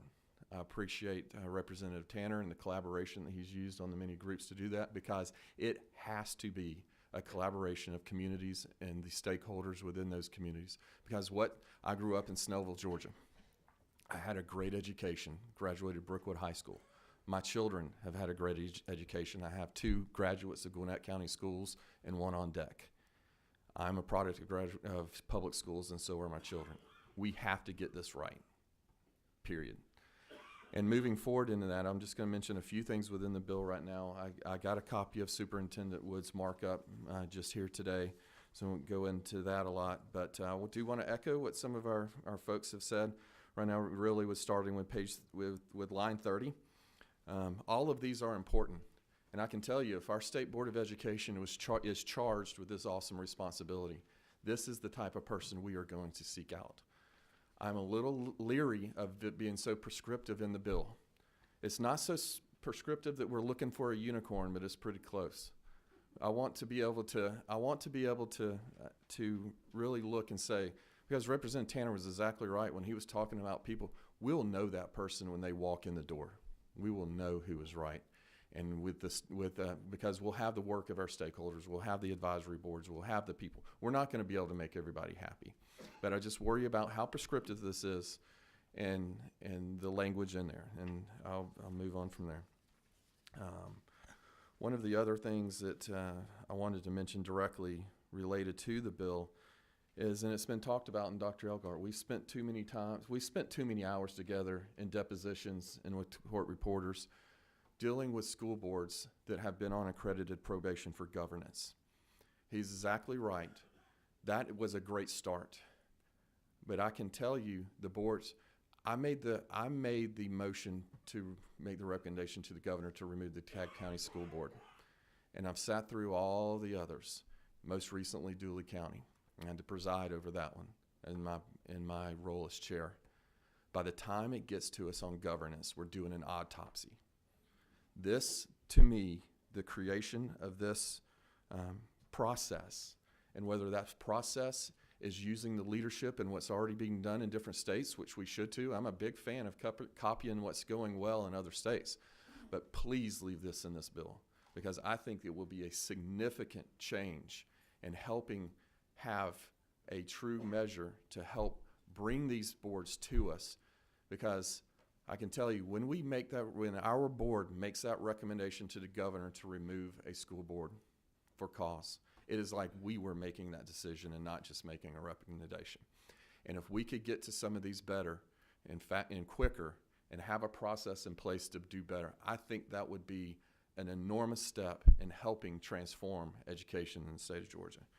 And on the committee that's in here, I know we've heard a lot of people lobbying for committee spots, but I really do think a member of the State Board of Education ought to be a member of that committee and make recommendations, because we have been the ones dealing with it and where the rubber meets the road and having to do with that. I'm not going to get a whole lot into the specifics and the others, because you're the legislature, we're the state board, we call balls and strikes, we have to make decisions. And like I said, I just want to be extremely clear that this bill isn't state board versus superintendent. We're working together. I haven't met a man of higher character probably in my life. But this does have to be about making tough decisions that have to be done to improve the opportunity and increase the opportunity for those kids that are trapped because of their zip code or a line on a Rand McNally map that's not used anymore except for determining taxes and school boundaries.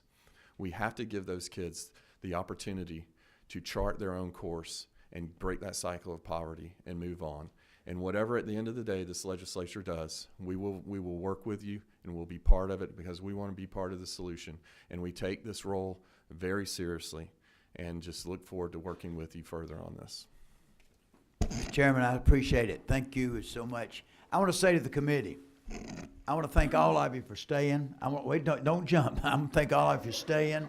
I want to thank all of you for the time you gave, because I'm going to tell you, I thought about early on stopping it and having it tomorrow at 1 o'clock. That'd have been tragic. But David Cassis said he'd kill me if I did that, so I didn't do that. But no. But I appreciate you staying. But Chairman Tanner, I'm going to give you at this time just a couple of minutes to sum up what you've heard, and if you want to say anything, you can do it from your seat right there, okay?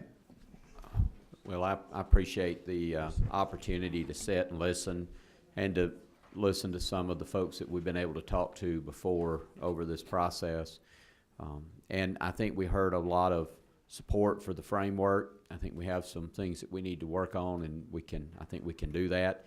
There's some folks we heard from, Mr. Chairman, that I don't think we would ever be able to satisfy those individuals, but the majority of the people we heard from, who I believe have the best interest of children at heart, I believe we can find some ways to get very close to getting them satisfied.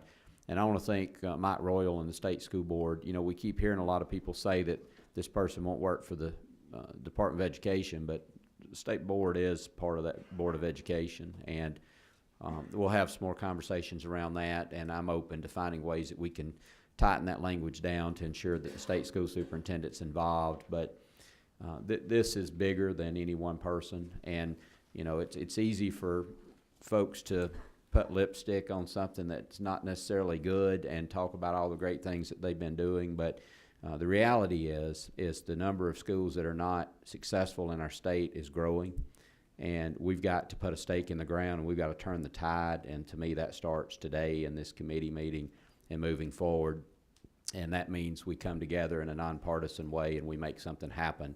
And we improve Georgia schools, and that's what we're here for. So thank you, Mr. Chairman. Thank you to the committee for staying with us. Thank you. Now I want to say something. Then I'm going to recognize you.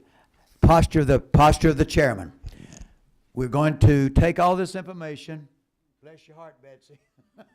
Get with Betsy. We're going to draw up a substitute. We'll be working on that. It will be distributed. I am saying I want every committee member, and those that are not here, they'll be getting the information. I want everyone to read it. Any comments you have, see that you talk to Chairman Tanner. Also, members of this audience, everyone who spoke, be sure you talk with Chairman Tanner. We'll do that, and that's happening quickly. That'll be quick. We'll do that quickly. There may be a call meeting next week sometime. It won't be, I'll tell you this, Monday or Tuesday. It may be not Wednesday, but we may have to, but definitely I didn't say it would be, maybe, but we will definitely have a meeting next Thursday, and we will, at the next meeting, I hope, and I plan to take a vote, so get your questions answered. We will not be taking testimony unless Representative Tanner, or Chairman Tanner would like to bring somebody to present a case for something, but that's our intention. You look at it, make all your comments with him. Bless his heart, he's got to sleep sometime, but get with him, and we will look at it. A substitute will be given in you, and we'll vote. Now, I'll take this last question, 17, yeah. Thank you, Mr. Chairman. Hit your, there you go. All right. Thank you, Mr. Chairman. Well? I've always felt like I was kind of cheated in school because you could no longer make a D, and they would only let you go A, B, and C. But F does still mean failing, right? Yes. Okay, I just wanted to make sure that F didn't mean something different than failing, and I wasn't sure because I thought I might have missed that part. All right, thank you, good comment, all right? Your comment. Anyone else have anything for the good of the order? Thank you, and hey, dinner will be served. Hey, hold it, just listen to this, okay, Benton? Asked to make this announcement for Page, Gale, and GACTE. It looks like Chairman Coleman and Chairman Tippins are going to be buying breakfast for us on February 21st. Empire Room, 20th floor, Twin Towers. Also have a luncheon with state legislators in Floyd Room that same day from noon to 1. Thank you. All right. All right. What's that, Margaret? Is that it? Good, good. Thank you.